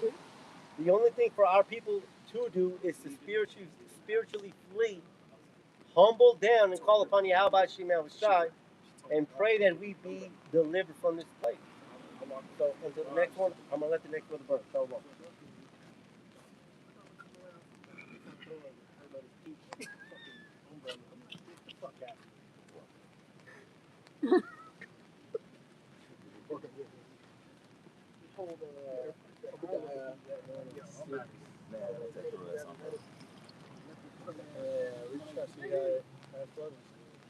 But shalom, shalom. Gonna just keep on going, keep on burning. But I've had been thinking about these two issues that have been coming up with Edomites recently. When I say Edomites, I'm talking about so-called white man, including the tiny tops. Those are the Edomites. But two things. First off, Esau has so-called disclosed who the aliens are. And he's like, yeah, there's 4 types of aliens. One of them's a lizard man. Another one of them's one of those little gray aliens you see everywhere. They show in the movies. But sometimes they show them really tall. Sometimes they show them really short. Who knows? Another one of them it's a mantis. It's like a praying mantis in an astronaut suit. And then you also have alien Edomites out there. Real tall alien Edomites. They call them Nordics. They've been pushing this around for years. It's been around for years. I remember seeing it on the internet. Like, yeah, there's a whole race of Nordic aliens out there. There's the reptilians, and they always try to call our like presidents and your congressmen. They're like, yeah, they're reptilians. See how their eyes doing all this stuff. Anyway, that's a really old lie of Edomites. Right. Yeah, making the angels appear to be all these farcical creatures. Yeah, just made up creatures. Right. That's an old lie. Second lie that I also want to bring up, because these are things that are revealing the Edomites as liars. Right before our eyes. It's 2 old lies. Oh, and then we could even bring in the moon, orbited the moon as well. That's another old lie. That didn't happen. But Esau's doing that. He's pushing these aliens, these 4 types of aliens. And then the other thing is Christopher Nolan's The Odyssey, that is supposed to come out real soon. With Matt Damon? With Matt Damon. Yeah. I got all excited about it when I first saw the image for it. I was like, oh shit, that's gonna be wow. I thought it was gonna be like the new Troy or new Gladiator or something. But no, they got Juno, freaking Elliot Page, some little mentally retarded girl playing Achilles, the greatest warrior of all time. I'm not watching that shit. Yeah, I'm not watching it at all. That shit was corny as hell. Yeah. And so they got her playing Achilles. greatest warrior of all time. That got Anybody should be mad about that. They should be. That's fucking crazy. They should. Or I'm mad about it. I'm mad about it because it's. I'm mad about that shit too. Right, How because you I go thought from it was Brad gonna be Pitt to that cool. shit? And then they got Lupita Nyong'o, bald-headed woman, playing Helen of Troy. Ain't she Which- supposed to be the most beautiful? She's supposed to be the most beautiful woman in the world, but she lacks hair. That's off. Yeah, that's scriptural too. Yeah. Think about it. Yep. You know what I mean? The glory of the glory of woman is her hair. But you got a bald girl playing the most beautiful woman in the world. The woman that set off 1,000 ships, that this 10-year war was fought over, is supposed to be this girl with no hair. That's crazy. It's all craziness. Edomites are all in an uproar about it, about her being dark-skinned. But these Edomites really just don't understand who was fighting that war in that time period. So I want to go into Esau being revealed, because these things that they're up in arms about are actually, it all reveals them to be liars, and liars from the beginning. Because that war, those were all dark-skinned people fighting that war. Those were Japhetic people fighting that war. It wasn't until Alexander the Greek came up in 330 something BC, pushed out the Japhetic people, the people who were actually fighting that war, the brown-skinned people that were fighting that war. And they ended up in Hawaii, in Guam, in Samoa, in the South Pacific Islands. And you can tell they're the same people because of their outfits, their costumes, how they wear. You have the togas, you got the headdress. If you watched Jason Momoa did a really cool show on Apple TV. Forget the name of it. No, not C. It was where they're in Hawaii. They're Hawaii, and it's going into ancient Hawaii, and right around the time Esau came and conquered them. But the headdresses, they were ancient Trojan headdresses. It's that mohawk thing, and it showed it all throughout it. And my rib even brought it up that they looked like ancient Greeks, and I was like, those are the ancient Greeks, and you can still see it. And it blew her mind, but that's the truth of it. Esau, you were not there then. Right. Let's get scripture, because talking too much. If I may say, and I'll let real quick, because you said Esau would be lying about, you said 4 kind of aliens. The scriptures tell you what kind of 4 kind of angels are in Ezekiel 1st chapter. It gives you the likenesses of 4 different type of angels. Of course, you can go into the 6-wing angel and the 4-wing angel, but you want to talk about 4 different kinds, read Ezekiel 1st chapter. It tells you 4 different. You got it. Yeah. That's it. It's in the scriptures. It's in the scriptures, bro. And these things are going off from the scriptures. You're going to tell me there's a big tall Viking in the ship? In order to tell a lie, you got to know the truth. Yeah. Esau knows, but you got to know. Esau does know. That's why he put himself up there, because he wants to be in this heavenly position, but you're the basis of men, man. You're the absolute basis of all humanity. And this shows it, that you're lying about who the angels are. Right. You're base. You said you had something? Yeah, I got a precept. This is Caving out. 2 Peter 1 and 16. For we have not followed cunningly devised fables when we made known unto you the power and coming of our Lord Yahushua HaMashiach, but were eyewitnesses of his majesty. Yeah. And that's basically the whole reality in which we live in. It's a whole cunningly devised fable, except for the truth. Right. Yeah. But everything else is a flat-out lie. History is a lie. We're talking about it right now. You see Edomites in movies like Troy when they weren't even around. That's a lie. That's a cunningly devised fable. Right. Millions of dollars put into that one movie, let alone into all of history that has been whitewashed over. Because Esau has placed himself into, he's done this to all of the nations. You bring up Micah 2 and 2, because he's taken over everybody's house. He's done it with Japheth. You see that with this battle of Troy. He did it with Ham. You see that with the Egyptians. You always see these Exodus movies. Esau is there, both as the Egyptians and as the Israelites. But he wasn't even there then. It wasn't until, again, Alexander the Greek came into power that they got into those lands. And then they became the pharaohs. They became the anointeds of that day and placed themselves up. Cleopatra and shit. Yeah, Cleopatra. Yep. Cleopatra was an Edomite. Yep. Right. Just so you know, she's of the Ptolemaic dynasty. And she's spoken about in Daniel the 11th chapter. Right. So it's real. Yeah. She's also in I want to say Second Maccabees, one of the books of the Maccabees. She's there. Lucky, getting a little heated because talking about Esau, he just makes my blood boil. But yeah, everything is a lie. It's all cunningly devised fake. So, history, talking about history is a lie. Science is a lie. Right. These 4 types of alien creatures, you know that's not it. And I say no because science means to know.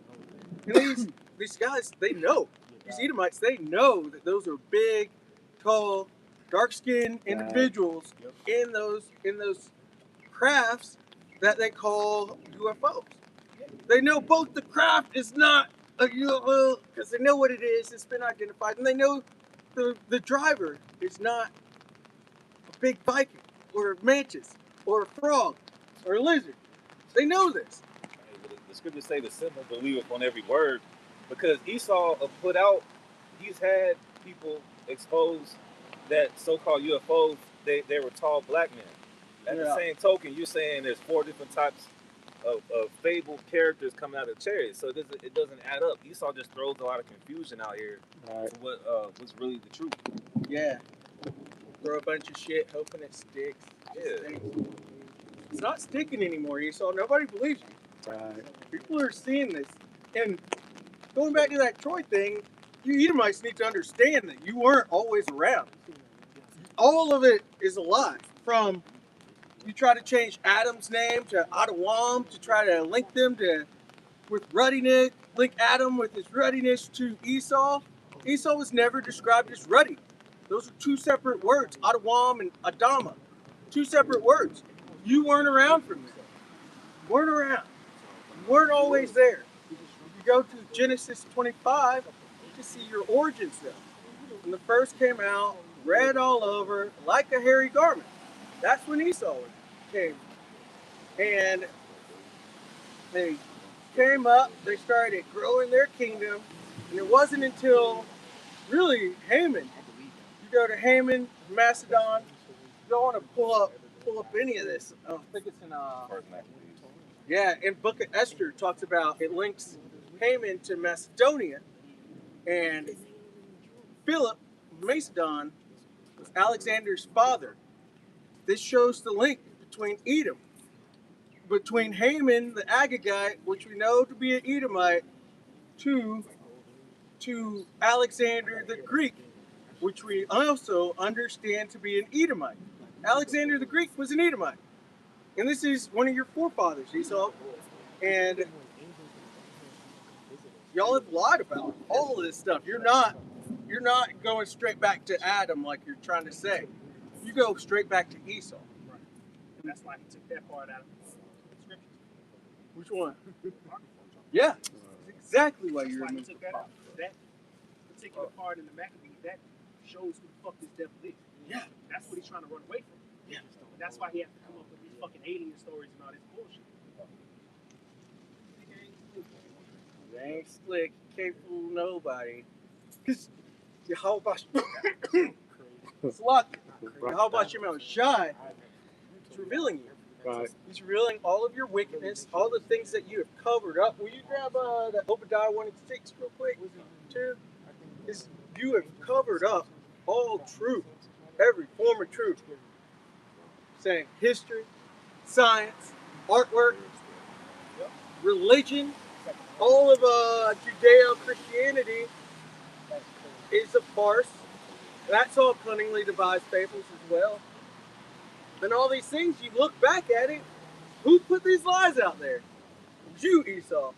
It was you, so-called white man, and really it was you, the tiny top. These tiny tops put all this out there. These Amalekites. And you also look at it, that reveals you as well, because you're in position to do all that, which shows that you're the first of the nation. Amalek, they're not who they say they are, basically. Right. Okay? Yeah. This is Obadiah, verse 6. How are the things of Esau searched out? How are his hidden things sought up? Yeah. Through Yahweh Shem Shai, revealing his secrets unto his servants, the prophets. And he did that with the apostles and elders of the great millstone, letting these things come out. Like letting out who the Edomites are. So-called white people, including the tiny tops. Letting out all the things they have covered up. Like history. Painting themselves everywhere like they're the actual people. Like you're the Trojans, like you're the Egyptians. Through religion, painting yourselves in which you did paint yourself like Jesus, everybody knows that, but controlling the narrative of it as well, putting your everybody can be saved on there, and the Lord loves everybody on there. That shows that it's you as well, because the Lord doesn't love you and you can't be saved. That should show that these are the Edomites in charge as well. But I got something. Yeah. Let's get it. All right, this is you bringing up Agag. This is Esther 3:1.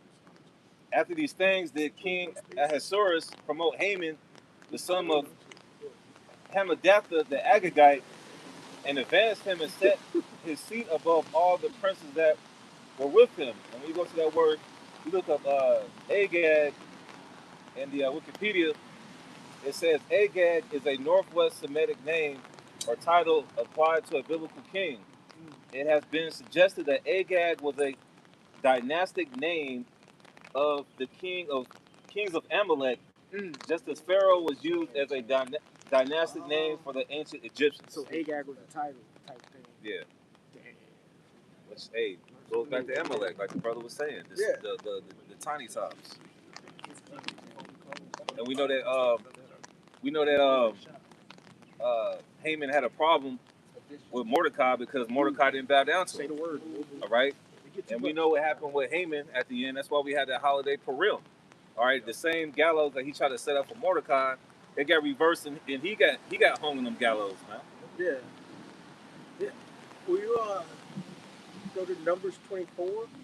It brings up how we're going to be set up above Agag. It's like right in the beginning of the chapter 2. Yeah. This is additions to Esther 16 and 10. For Haman. Yeah, this is the same Haman in Esther you just read.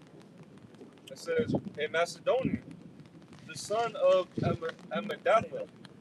Yeah, a Macedonian. That's really the point. Yeah, yep. He's a Macedonian, just like Philip was a Macedonian. If we go to First Maccabees, the first chapter, first verse, it goes right to that. Yep. It tells you Philip the Macedonian, or Alexander, the son of Philip the Macedonian. That's like one of those points where Esau was starting to come up. They were launching off from Macedonia to try to get to these different kingdoms and pull it down. That's what they do. They go in, they feign to be your friend, and then they get up above you. That's why the scripts say, set him not beside thee, lest he overthrow you. And that's what they were doing with the Persian Empire. And then they did it with they went and actually overthrew the Greek Empire. But that's what that's going into. Let's get the rest. It says, additions to Esther 16 and 10. For Ammon, a Macedonian, the son of Ammedatha, being indeed a stranger from the Persian blood and far distant from our goodness. Yeah, being a stranger to the Persian blood. That means he wasn't an Elamite. He wasn't a Persian. He was not a Persian. But he got into the Persian court. That's how you have the Book of Esther. Haman got in. He tried to overthrow us. He tried to have us all hung on the gallows. But all that turned around onto him, and his whole family ended up getting destroyed or hung on these gallows. More on that? I'll finish it out. In far distant from our goodness, as a stranger received of us. Yeah, showing that he is a stranger. We turn to First Maccabees. Help you out. A title for Oh, you got it. First Maccabees 1. Yeah, one and one. First Maccabees chapter 1 and verse 1. And it happened after that Alexander. Actually, hold on. Let's get this one first to link that Agag. All right, this is Numbers 24 and 7. He shall pour the water out of his buckets, and his seed shall be in many waters. Yeah, this is talking about Jacob. Jacob's got scattered to the four corners of the earth. Right. This is basically saying Jacob's gonna go smash a bunch of women all around the earth, and we're gonna be looking like this. Right. This is diaspora. Telling Right. you about. Right. Exactly. Numbers 24 and 7. He shall pour the water out of his buckets, and his seed shall be in many waters, and his king shall be higher than Agag, and his kingdom shall be exalted. Yeah, this king. So, right now, Esau is at the top of the world. Particularly, these Amalekites. They're at the top of the world. Right. In which, I'm not going to touch on that, but they're at the top right now. We're looking for the whole flip over, for the first to become last, and the last to become first.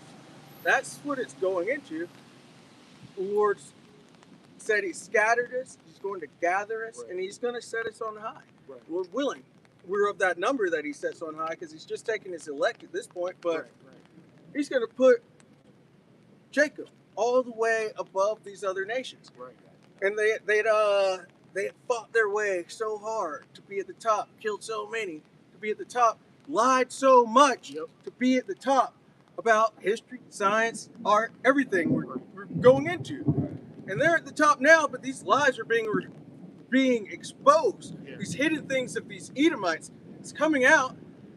And as the Lord said, for thy violence against thy brother Jacob, shame shall cover thee. You're being shamed for this because it's showing you're nothing but liars. Nothing but liars. You've lied about everything. And I love how you mentioned art, because art is history. Yeah. You know, but it's visual history. I forgot what brother put it in the group chat, but it pretty much, who put that in the chat? But it was like I forgot who found it, but it was like a painting of what the Israelites looked like from 2000.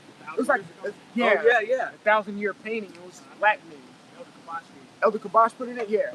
So it's just like art is history as well, and all of that is exposing him, man. I'm glad you said art. That's why it's such an expensive realm or world. Art. Yeah. Wow. And it all goes into your sub-communication. As they say, a picture says 1,000 words. You really don't even have to say anything. You just put out the art. People can interpret it in their ways, but it can pass on truths. Right. Like they covered up Yahushua with their images. And they didn't even have to say, like, yes, the Lord looks like us. Yes, we are the Lord's people. They didn't have to say that. They just put out that image, come with their swords, say convert. Right. Yeah. Okay, let's get it. All right, this is the same chapter. This is Numbers. This is Numbers 24 and 20. And when he looked on Amalek, he took up his parable and said, Amalek, tiny tops. These are these people that rule America right now. Right. These are these people that take all your tax dollars and put it into their bank accounts and post up. Just have a bunch of babies. These are the people that run your banks. These are the people that run your media and entertainment. Yep. These are people that run your government. Esau. that's Babylonians. This is it. The Bible's telling you about it. And, the priest Zion went to class earlier this week about the many different types of JOOs, man. It's not like in Israel, you got different sects. You got the one Westers, you got the Yah only Israelites, you got the Yasser Alls and whatnot. You got different JJs. you got the conservative ones, you got the reformative ones. It was two other ones I can't pronounce, but you got different types of JJs walking amongst here, causing all types of wickedness, man. Havoc. Yeah, you got your modern guys that just blend in. Your finance bros, basically. Yep. Right. That are in these private equity groups, just going around taking over these companies and gutting them, selling off the company. Yep. You got those. You got these liberals that go around. You got these. They're in every sect, causing havoc and destroying your society. That's why your women don't like you right now. It's because of these tiny tops and them pushing their feminism on you. And they have the audacity to push the agenda of sleeper cells. The tiny tops are the sleeper cells. They're the one wrecking shop for years, like the brother is saying. They're in every topic that you can think of. The food industry, the FDA, all of that shit. Tiny tops. You know what I'm saying? You know who tried to expose it, but Kanye West. Yeah. But he was trying to expose the industry or the entertainment side of it. They're all they're mass infiltrators. That's what Esau does. He just infiltrates. All right? They are the sleeper cells that these stupid ass news stations are talking about. Don't talk about no sleeper cells from Iran. No, it's you. It's you Edomites. Y'all are the sleeper cells. Yeah. You know, like you said, they went in and took over the Greeks. And then you take it further on in history. They went in and took over the Ottoman Empire. Yeah. They called themselves Ottomans. You know, after they came down from the Caucasus. Khazars. Those are Germanic people. Yep. Again, like. So you had it. No, you got it, bro. Because you're going into the history, and that is you going in right now, bro. Yeah. What else are they in? They're also, think about this. They like slick and slide. They slither their way through society, changing their name all the time. All the time. Sometimes they're Steens. Sometimes they're Browns. Sometimes they're like Dr. Brown. Yeah. He's an Amalekite. Right. But he goes by Brown. Sometimes he's a Steen. Sometimes he's a Stein. Bergs. Yeah. Yep.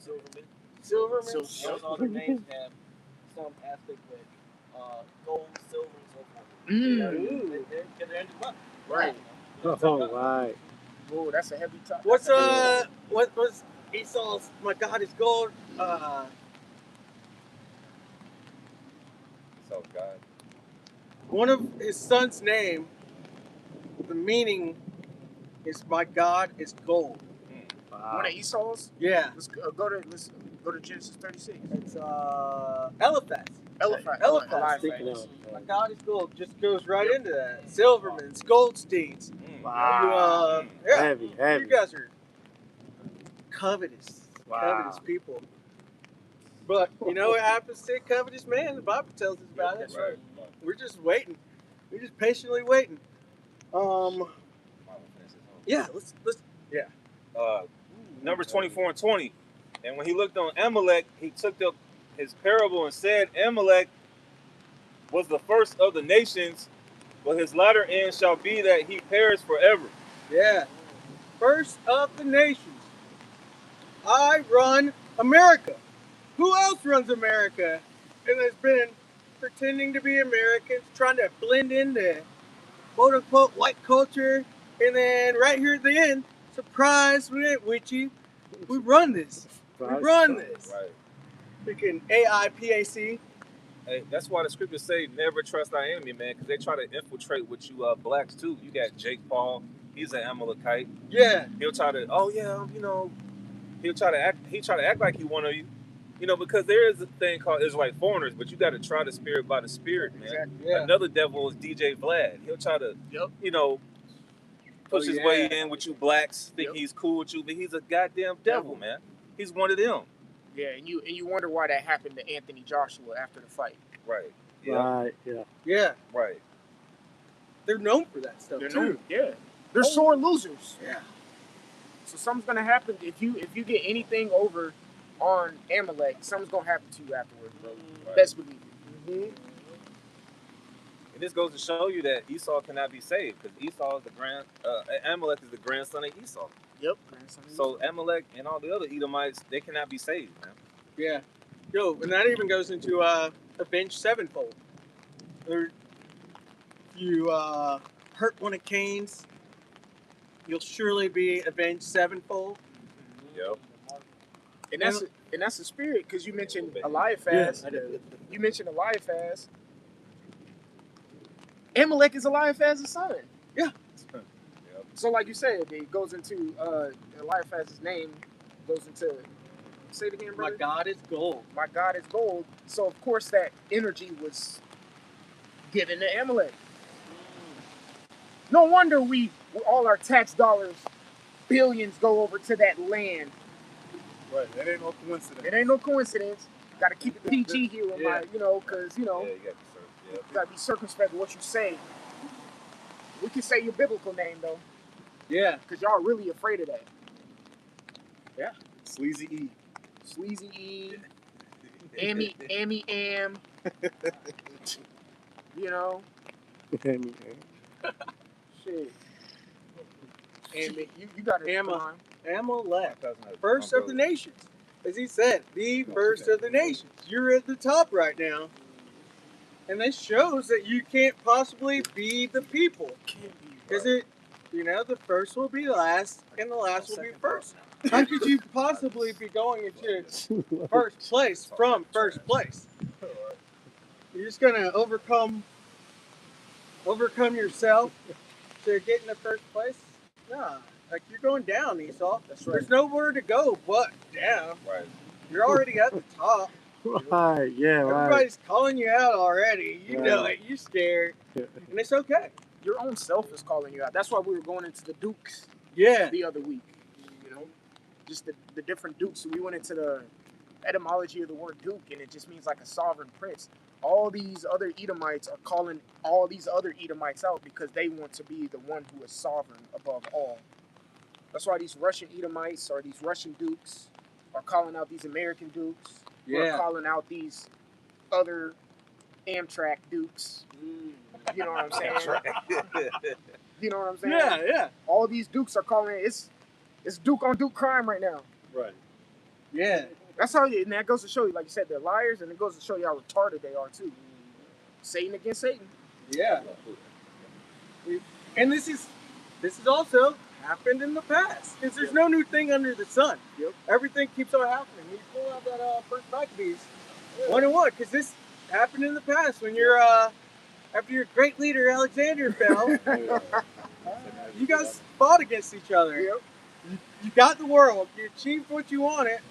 You had the known world at the time, and then you fought each other, and it's not going to stand with Satan against Satan. It's got in the book. You should know. It's just like 2nd Ezra, the 11th chapter. When you go down further in that verse, when it's talking about the year of the 3 emperors, 4 emperors, you know, where it talks about Vitellius, Otho, Galba, and then Vespasian came up after him. You know, it didn't fucking last. All those Galba, Otho ruling for 6 months and 8 months, a year here, it didn't last because they were always going against each other. You know, and just to paint the picture of us Israelites, that's why we can never get up, because all y'all are crabbing the fucking barrel, always pulling each other down. Yeah. Really, it's the same thing Esau doing to himself right now. It's going to get him to a point where he's going to have to fight the omnipotent. Right. Yeah, exact same thing, really. Yep. You read the book, and really we've shared the exact same positions. Like, at one point we were going completely off, and basically Epstein Island, and chasing after these like false gods and doing some wicked Passing stuff. the children over the fire. Yeah, passing our children Going to the fire. far. That's crazy. But you see where we've ended up. Yeah. You see, that's why we're at the bottom. Yep. We're doing that kind of wicked stuff. But how much you, Esau, Right, the Lord doesn't even like. right. You're just here as the whipping stick. Yeah. But once you're not needed, once you're retired, what's going to happen? We're at that point. The old belt is breaking in spots. It needs some oil. It's drying out. And that's you. Yep. That's you. You're not whipping like you used to whip. And you're going to have to get retired. Yep. That's what's coming. But this has all happened before. And so, getting into it. And this is going to answer how we were talking about the Battle of Troy earlier as well. Goes into it. He's literally not whipping you like he used to. Yeah. Got these niggas running around here doing whatever the fuck they want. Right. Yeah. Yeah. Show them who's boss, man. You got your daughters just spreading eagle for everybody. Yeah. Everybody. You're not whipping like you used to whip, man. Like, What's that Nelly song? Get down and get your eagle on, girl. That's y'all Edomite, women right now, man. They getting their eagle on. Cause that's your mascot, right? yeah. That is your mascot. They spread it. Get your eagle on, girl. You got that thing spread. Shit.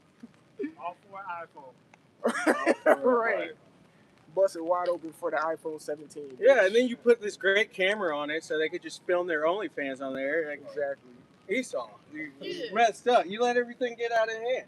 Yep. You let it all get away from you. But here, again, going back to First Maccabees, you're gonna let it come out. But this is where you first took that power.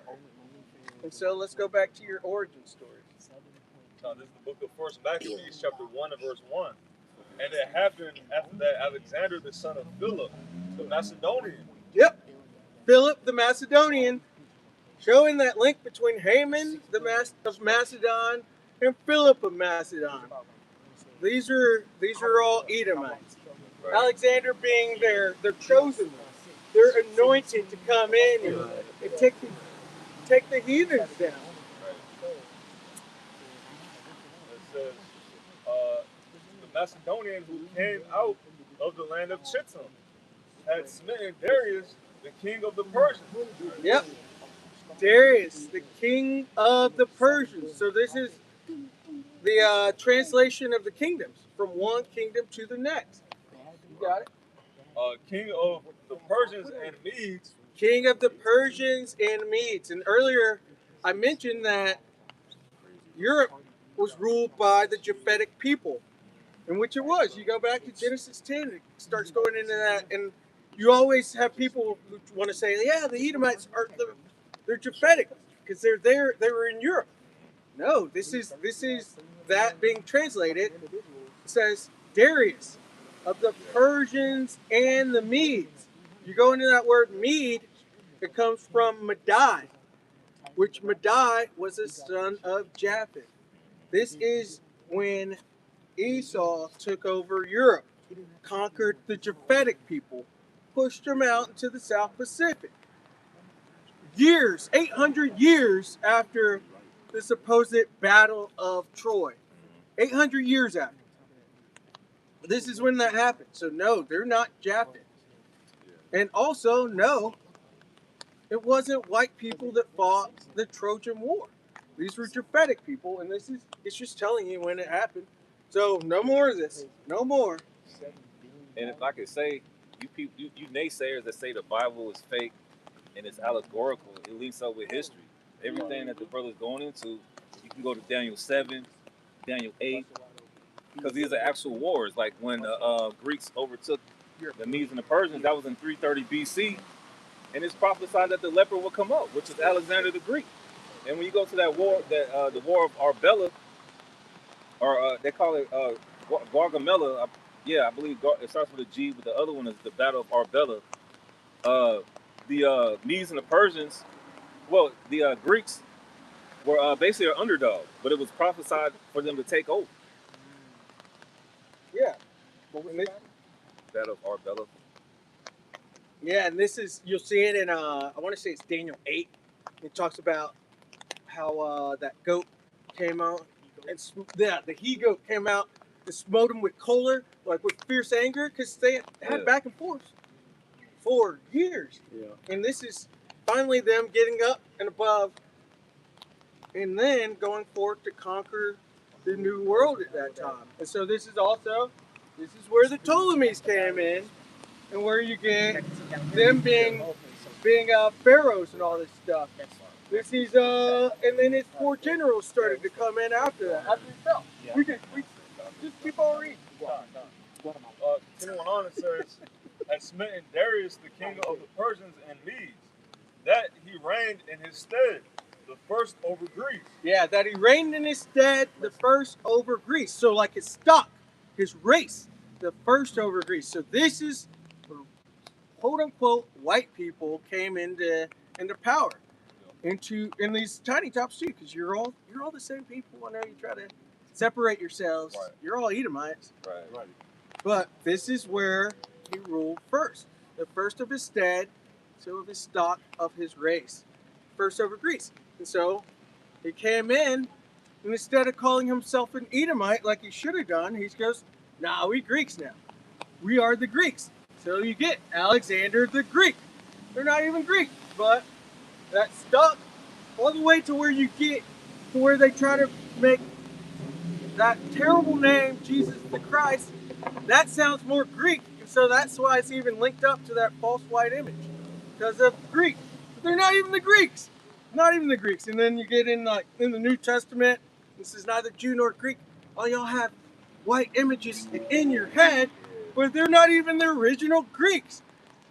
And this is also where you get all that, because they Hellenized us, and that's why you have neither Jew nor Greek. Right. Speaking to Israelites who went into or got Hellenized, they had Greek understanding on them.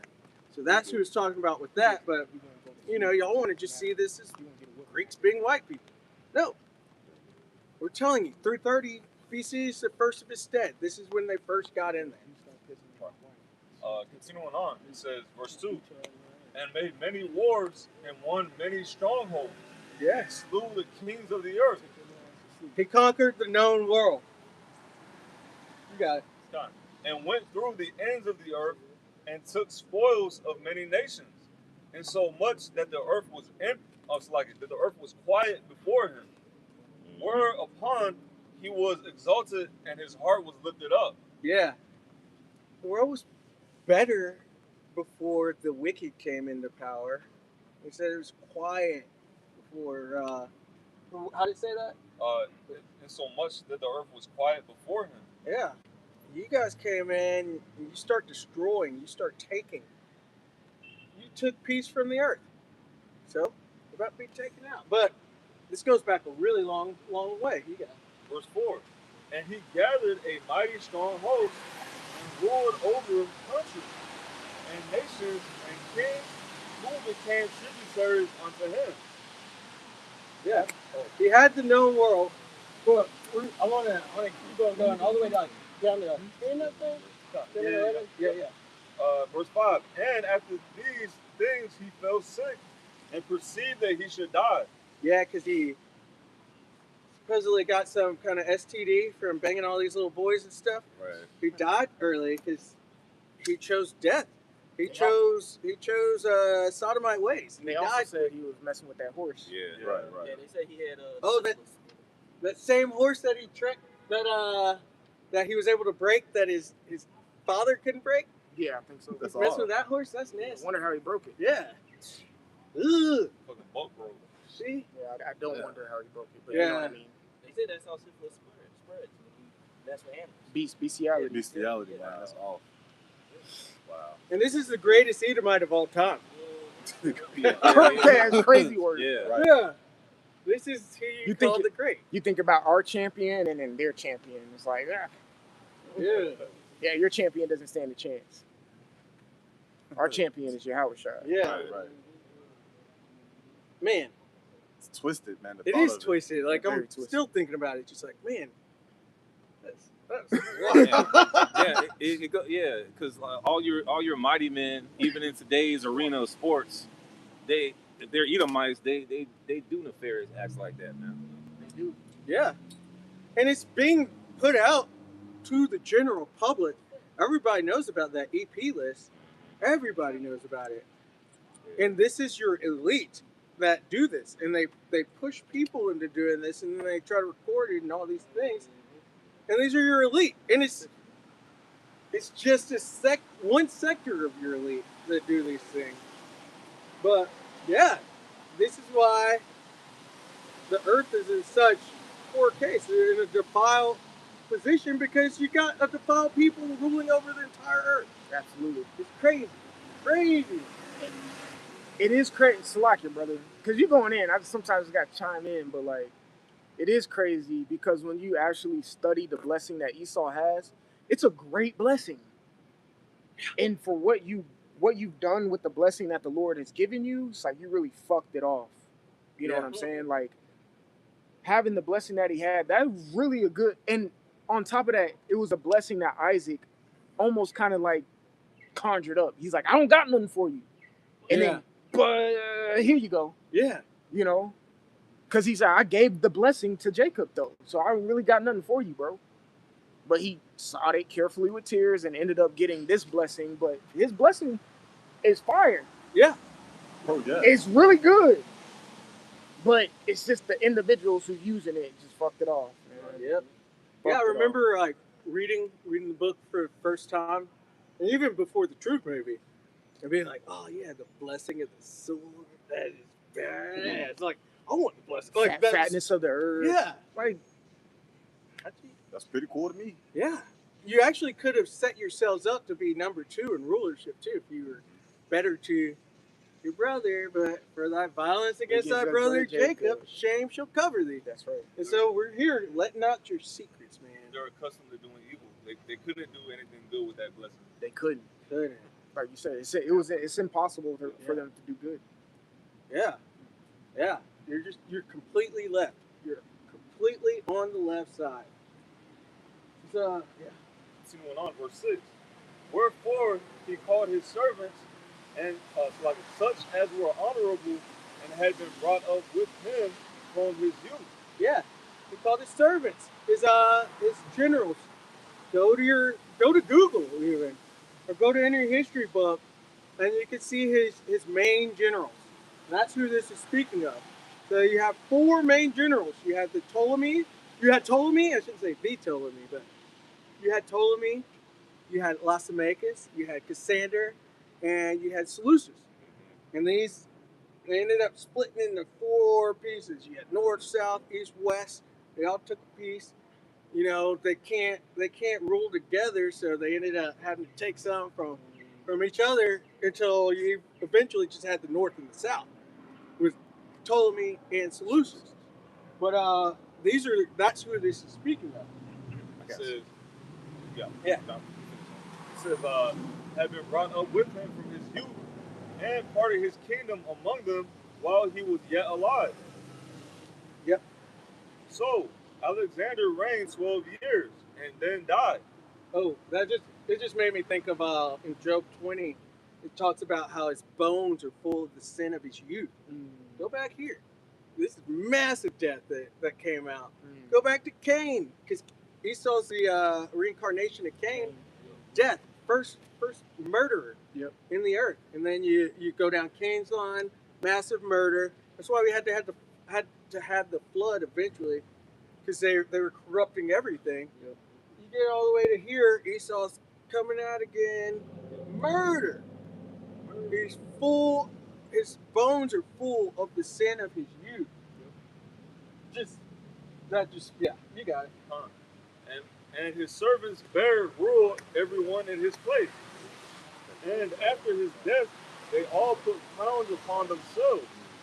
So did their sons after them many years. Dukes. Yeah, these are the dukes. These are the dukes. And this is them coming into power. So they weren't just the Dukes of Edom anymore. Yeah. It's over the whole encompassing, whole known world at this point. But that wasn't even the fulfillment of his blessing, because it had to all fall, rise up again. You know that because they call it the Greco-Roman Empire. It had to fall so that beast whose deadly wound was healed, which, really speaking of Rome, but Greco-Roman, all the way to here. And this is actually the full fatness of the earth, because we're in a globalized world now, and their westernization has taken effect all around this earth, and this is the fulfillment of the fatness of the earth, and that ICBM, that nuclear weapon, that is the power of the sword. It's all about to eat them. It says, and evils were multiplied in the earth. Why? Why would evils be multiplied in the earth when people take over. They just got blessed to take over the whole known encompassing or known earth, known world. Why would evils increase? Right. Malachi 1 and 4. Mhm. Job 9 and 24. This is the wicked. These are the wicked of the earth. And when they come into power, they push their wickedness. They push their evil. It says, as the king, so are the people. You have a wicked, evil king, the people get corrupted too. It's like what do they call it?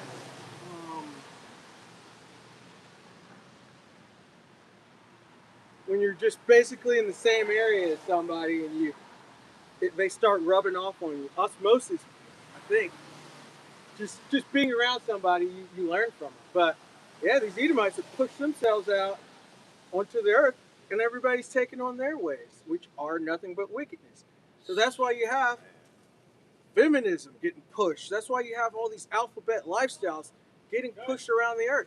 That's why you have venture capitalism and democracy, which venture capitalism really just goes into, it's really just it's a business form of colonization. You got, yeah, just everything's equal because you got the evil, the wicked ruling the earth. Right. But things are about to be switched. That's why we want the first to be last and the last to be first, so this world can rule in righteousness. Right. Verse 10. Yeah. Verse 10. And there came out of them a wicked root, Antiochus, surnamed Epiphanes, son of Antiochus the king, who had been in hostage at Rome, and he reigned in the 137th year of the kingdom of the Greeks. But yeah, just going into this is them coming into power. Right. First. This is them coming into power, and guess what else? This is where these lies started to spread. You jump over 2 chapters, chapter 3 tells you about how they took our books and painted themselves into the imagery. Their iconoclasm. This is when this first came out. This is the first head of the 7-headed dragon. Yes, yes. This is where they got their power. And he's saying that when you go into Revelation, it talks about that beast with 7 heads, 10 horns. This is the first of those 7 heads. I'm saying the Greco-Roman Empire, so Greece, and then they got into Rome, because Rome was also ruled by the Japhetic people. They got in, got sat next to, and then they overtook them. Greece, Rome, you had Germania Major, you had Germania Minor, and then Spain, France, Britain, and then eventually America came, which that goes into 8, but still, this is the beginning of Esau coming into power. This is the beginning of that beast. But no, that's it on that. Yeah, let's Just going into the 4 generals. The angels? This is We're gonna go to the angels. Oh yeah. This is from the Wikipedia, the Wars of the Diadochi. The Wars of the Diadochi, also known as War of the Crown Princes or Wars of Alexander's Successors, were a series of conflicts fought between the generals of Alexander the Greek, known as the Diadochi, over who would rule his empire following his death. The fighting started in 322 BC. The crucial battle of Ipsus was fought in 301 BC. The battle of Carupadium in 281 BC. And the struggle over Macedon was concluded in 272 BC. So that goes into Esau being divided amongst themselves, man. All right, there's no new thing under the sun. We're just seeing it being made manifest in the last days, man. He's always been divided amongst his people. Right. Yeah, we just went into it with the beginnings of the Greek Empire, and his 4 generals ended up going after each other, and this is all going to happen again with these times that we were in. You should be able to see that Esau is divided. Right. Esau can't stand Amalek. Amalek can't stand Esau. Left can't stand right. Right can't stand left. There's all these different socioeconomic classes that they've created among amongst themselves, these different ideologies, all these denominations of religion that they have, and they have ruled through divide and conquer, which these are all pits that they dug for the other nations, but this same pit that they dug, they're about to fall right back into it. Right. Silly Esau. Silly dummies. But one last point before we switch on to the or Lord willing switch on to these the host up high. But also with the Trojan War, we know that Achilles was of the Spartans, and we know the Spartans fought in this war of or this Trojan War, but the so-called Spartans, really, when you go into history, they were always called Lacedaemonians. They're in the book, and they are related to Israelites, and it tells you in the Maccabees that we are related to them. But you go into the Israelites. Israelites are dark-skinned people. It tells you Judah mourneth, in the Geser of language, they are black unto the ground. That word goes into Kedar, which is going into skin color. Esau, I know you try to say, oh, it doesn't mean that. Yes, it does. It does mean that. And the Lacedaemonians are related to the Israelites. I can't tell you exactly where. It tells you that they are. I got you. Let's get it. Let's get it before we go too far. First, straight to the point. First Maccabees 12 and 27. It is found in writing that the Lacedaemonians are Jews or brethren, and that they are of the stock of Abraham. Yes. The Lacedaemonians. You see the Spartan shields? You'll see a big, it looks like a V, but it's really supposed to be for Lacedaemonian, big L. But those are Israelites. Those are dark-skinned people. You had that whole movie, 300. Those were dark-skinned men fighting in that battle. That battle of Thermopylae, hot gates. I used the gift today, or whatever. When the brother said it was raining, and I put Leonidas in there. Yeah. It's the spirit. And we'll prophesy in the shade. But yeah. Those were Jakes. Those were Jakes.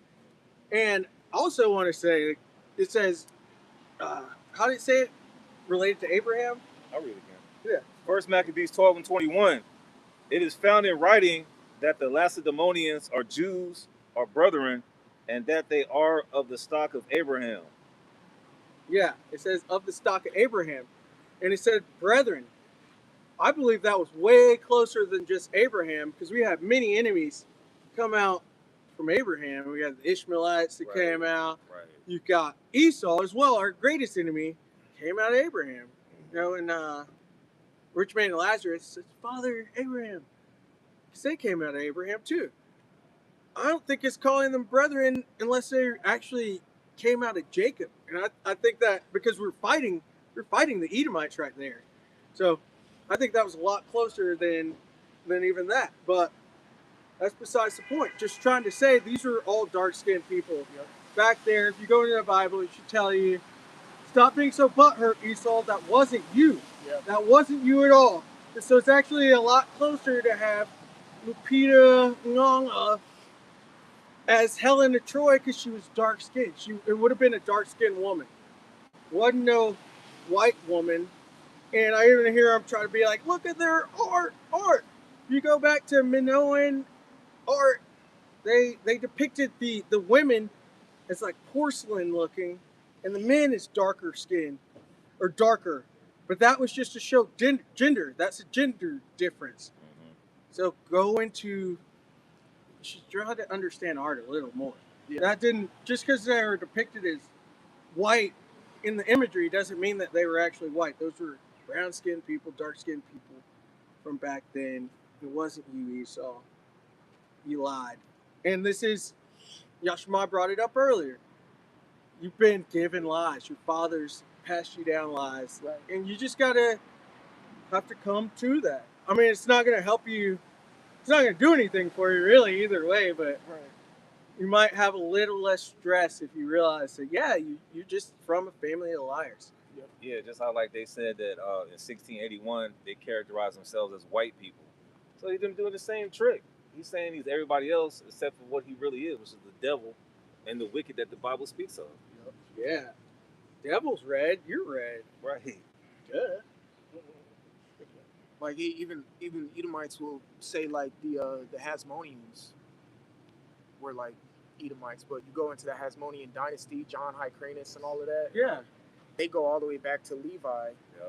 Yep. I'm talking about Levi in the Maccabees, who was one of the brothers of the Maccabees. Yeah.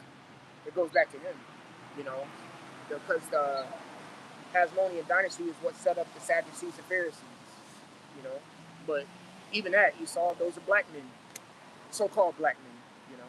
Yeah. Everything was so-called black men. Shit. He does kind of go back to the Hasmonean dynasty because it was at that point in the Hasmonean dynasty that the Edomites got converted. Yes. You got sat next to us, and then you overtook us, and that's how the Herodian dynasty came. Herodian dynasty. And so that, I mean, you're stretching it, but yeah, that's when you came in. And then the Herodian dynasty was pretty much set up as kings of the Jews by Mark Antony. Yeah. You go into that, but it's just like,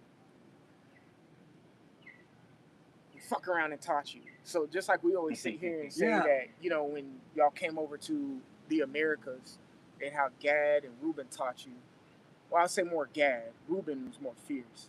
Yeah. But how Gad taught you, the Southern Kingdom did the same thing with your dumb asses. You know what I'm saying? He taught you, because we are a peaceable people. Yeah. You know? And then next thing you know, now you calling yourself a king of the Jews? Crazy fucker. Yeah. Thou sayest. If I can add too right quick, man, I forgot what I was watching the other day. You was there too, Kabar, but it was a video I was watching where the natives too, they was actually adopting and Edomites into their tribes. I can agree too, not necessarily more so Gad. Yeah. I mean more so Reuben, but it was Gadites. Yeah. James Adair. Yeah. James Adair lived with Gad. Yeah, he did. Yeah. I think he was actually probably a Jake about how close he got along with Jake, and he's even saying that Gad was most likely of the stock of Israel, which they were. But yeah, we're a peaceable people. I just went to DC a couple weeks ago, and I went in. I had to see all the Smithsonians because those are tight. They are. And I went to the Gadite Museum, and they had a whole section in there to Pocahontas. I even went to Calvert Cliffs State Park. It's like where John Smith kind of pulled up on these cliffs and stuff.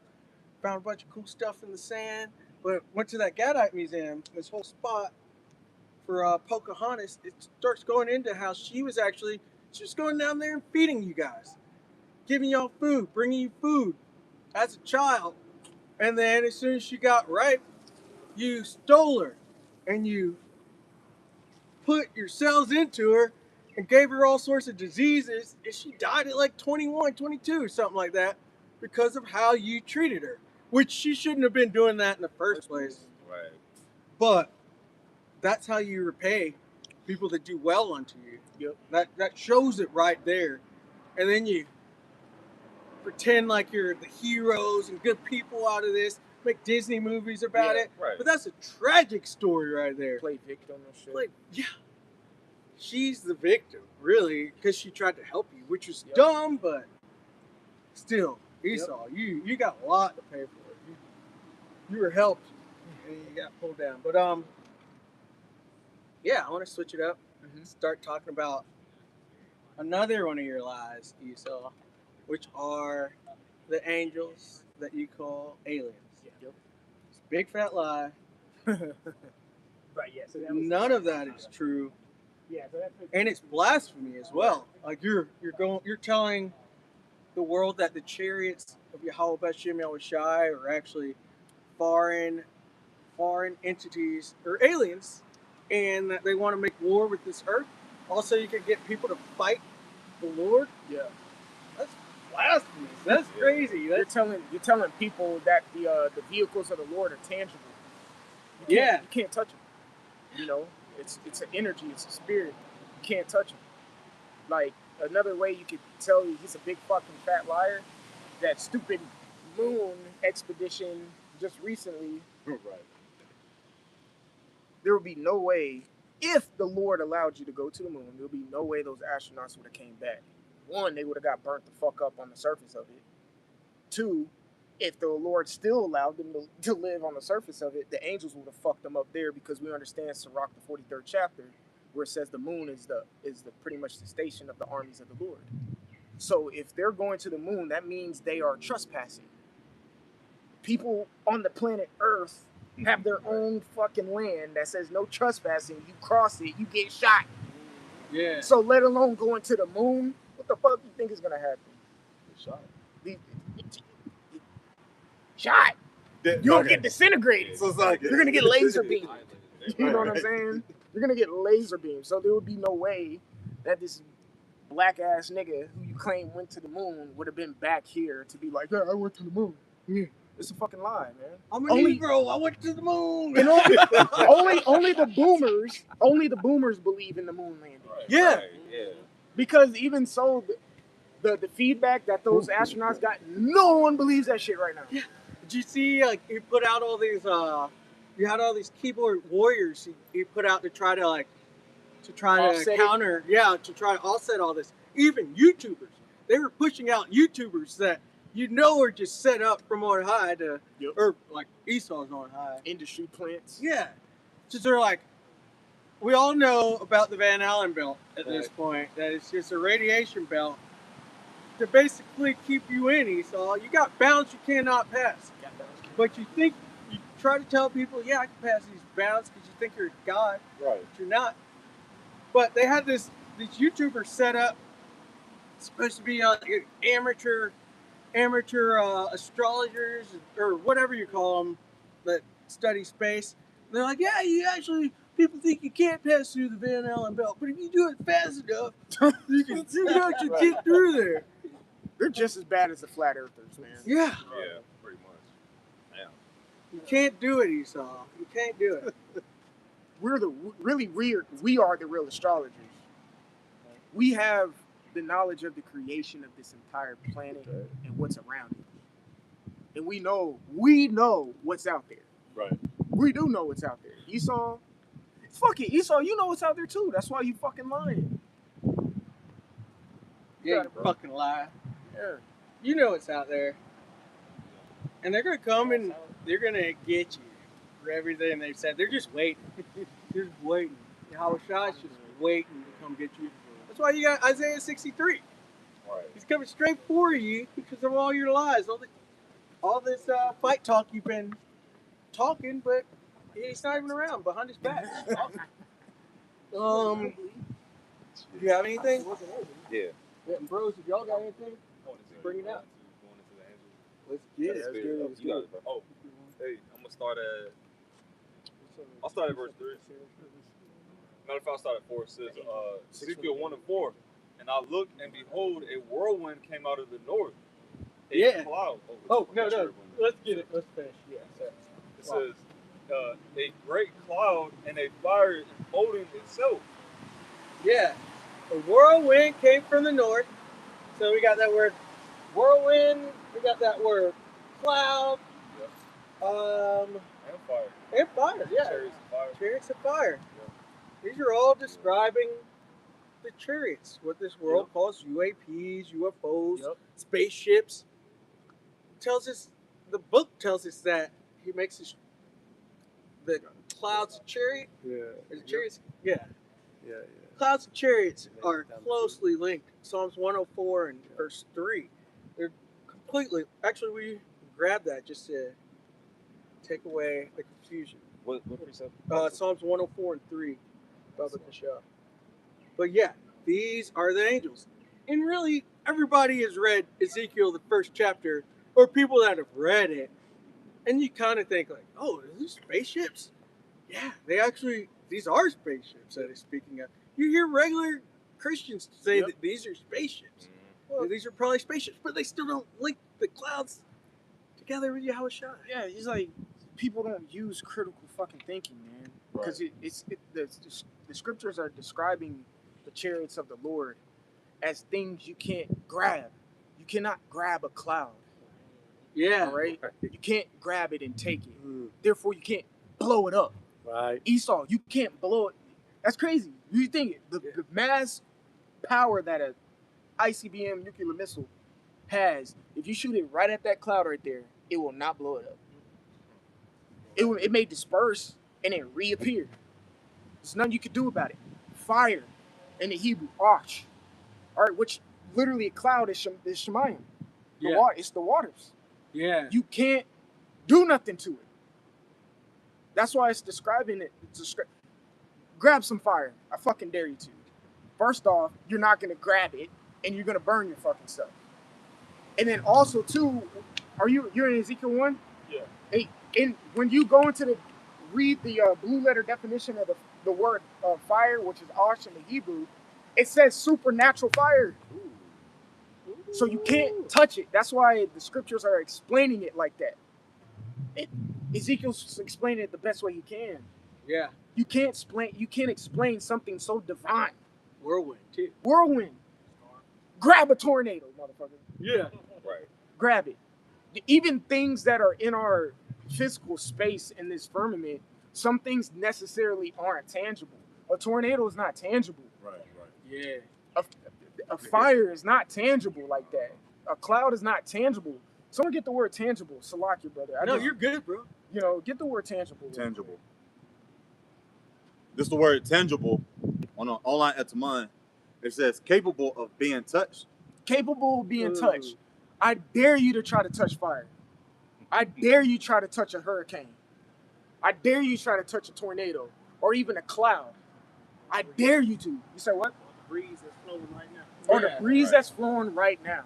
I dare you. You can't do it. So that's why the scriptures explain the angels in its vehicles as such. You can't do it. So that's how we know you're a liar. You got it, bro. Now watch what it say. A tactical sensation or object. Salaki, you said a what? A tactical Thank sensation you. or object. Because the angels are tactical. That's why they call them hosts. Once you go into the word host, which means an army. Yes. They are an army. Meaning they come in to tactically F you. You paste these up, man. Right. That's why those files Esau released, he showed some of them in formation. Information. Yeah. It's because it's tactical. Because anything that's tactical takes orders. These angels take orders. Yeah. They take orders and they do what they told because they're soldiers. Why else would the scriptures tell us to be soldiers? What's that in Peter's? Yeah. Because what? We take orders. We stand in formation as we're doing right now. That's why we call it. We set the line. We have someone at post holding post there, someone holding post here. We have our order with the speaker readers because we're soldiers. And there's a fucking order that we stand by. Not effing order, Salaki. There's an order that we stand by. And you Edomites are out of order, and you're going to get tactically dismantled by these angels who you claim are tangible. They're not tangible, bro. And we even earlier it got brought out. Was it cunningly devised fables? Esau has fables to where he tries to say he can grab all these things. Yep. Right. Like I forget who it was, but it's some Wild West character, like Buffalo Bill or somebody. He lassos a tornado. Yeah. And that's part of it. And this goes into your fables that you've been building up for years. There's That's the book of Titus too. Not giving in to Jewish. yeah. fables. Fables. That's right. Yeah. Put this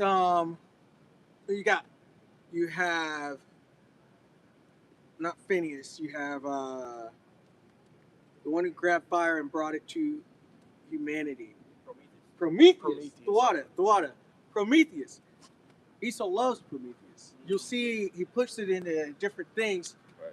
And this is but Prometheus is that so-called god that took fire, and goes back to the Greeks, took fire from the gods, brought it down to humanity, and this is supposedly what put humanity onto the track of being what we are.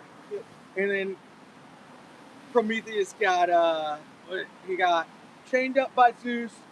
He's an immortal, and they just have eagles coming and eating his intestines every single day because it grows back because he's a immortal.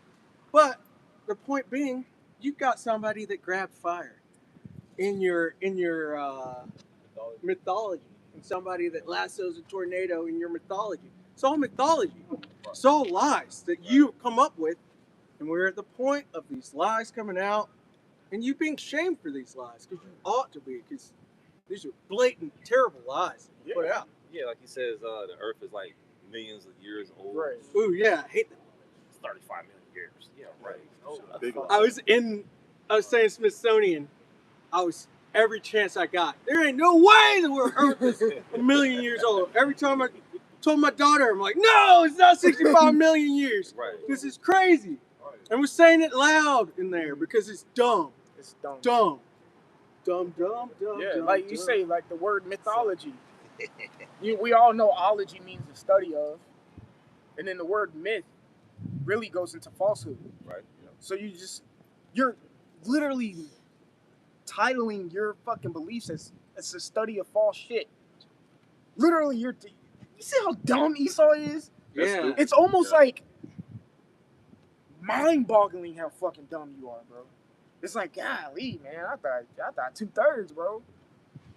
2/3, 2/3 don't got it, but dang, you don't got it. You know what I'm saying? Yeah. Like, it's crazy. You're calling your own beliefs and what you think a myth, man. Because it is, like you said, 65 million. Yeah, Earth is just touching maybe 13,000. Yeah. Maybe 12, 13, 14,000 years old, man. Right. According to the scripts. 1,000 years like a day unto the Lord. And then Salaki, like the scriptures say in Psalm the 90th chapter, it says 1,000 years is as but yesterday to you. Yeah. You know, you got it. And look what he's done. If the Earth is what? Yeah, you said roughly around 13,000 years. Look what he's done in this short period of time. He's totally destroyed the Earth in a short period of time, man. Right. I got that precept. Crazy. That's Psalms 104. Mm-hmm. It's so easy. Psalms 104:3. Who layeth the beams of his chambers in the waters, who maketh the clouds his chariot, who walketh upon the wings of the wind. The waters. We just mentioned how the clouds pretty much rhyme because it's like waters, especially rain clouds, and they really are just moisture up there floating around. But the heavens, the different layers of the atmosphere, these are called waters. It's referred to as waters. Yep. And so we're speaking of up top. We're speaking of the skies. Who layeth the beams of his chambers in the waters, who maketh the clouds his chariot. What else do clouds do? They appear and reappear. Yeah. They float. They float. They float. They fly almost. And this is going into flight. Yep. UAPs, UFOs, they fly. Unidentified flying objects. They fly. And Esau has, he's basically he's calling them something else, even though he knows what it is. What was the last little bit on that? Psalms 104:4. Who maketh his angels spirits, his ministers a flaming fire. Who maketh his angels spirits. So, showing the pilots of these vehicles, these heavily vehicles, the pilots that we were talking about, that Esau tries to call praying mantises, tall Edomites, reptilians, these lizard men, and then little gray tadpole men in suits. No, these are the angels. These are the angels. We're trying to get into it, but yeah, these are the angels of the scripts. Real quick? Yeah, I got real quick. Okay. So Psalms 18 and 10, it says, and he rode upon a cherub and did fly. Yea, he did fly upon the wings of the wind. Showing Clouds fly. Clouds fly. And this is it. That's what it is. That's what a UFO is. That's what a UAP is. Wouldn't your stress levels drop by just accepting that these are angels? Mine did. I say it all the time. I was terrified of aliens and UFOs because it makes sense. It's like, well, shoot, something's got to be out there. Yeah. And it's the angels. wouldn't you rather think, oh yeah, these are the angels, they're my brethren up there Right. flying around, then Yeah. it's actually some hostile force that's way advanced than you and coming to take you over, just spying on you, just abducting you? Would you rather know that these are angels? I sure as hell, I love knowing that these are the angels. I am relaxed, happy to know that these are angels, but just believe it. Just believe. Just believe. Remember, some of us probably old enough to remember. Some of us ain't, but that TV show, The X-Files. Yeah. Yeah. We were little. That shit scared the fuck Yeah. out of us. Yeah. Intro music. Oh, Yeah. yeah. Oh, that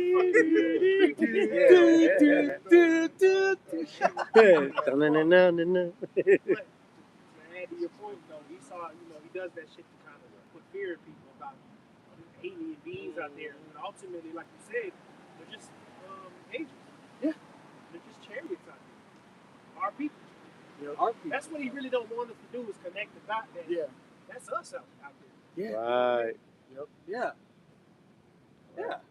That's us out there. So just rest with us. Rest with the Lord's true gospel. Yeah. He's got it out here. We're not standing out here for nothing. Just rest with us. Rest with us. Rest with these scripts. Rest with Yahweh B'Shem Shai. And so with that, Lord willing, this is edifying. Yep. Yeah. Ooh. Let's get that real quick in there. Yeah. Yeah, that's perfect.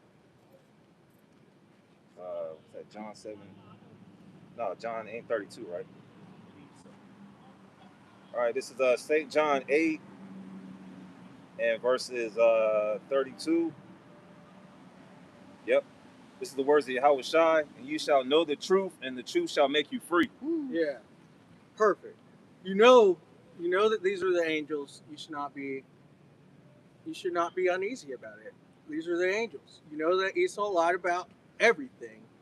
You should be resting with the truth, or else you're just going to be confused out here and fearful in these times that are coming, because this is a great time of trouble such as never been before in the whole history of the earth.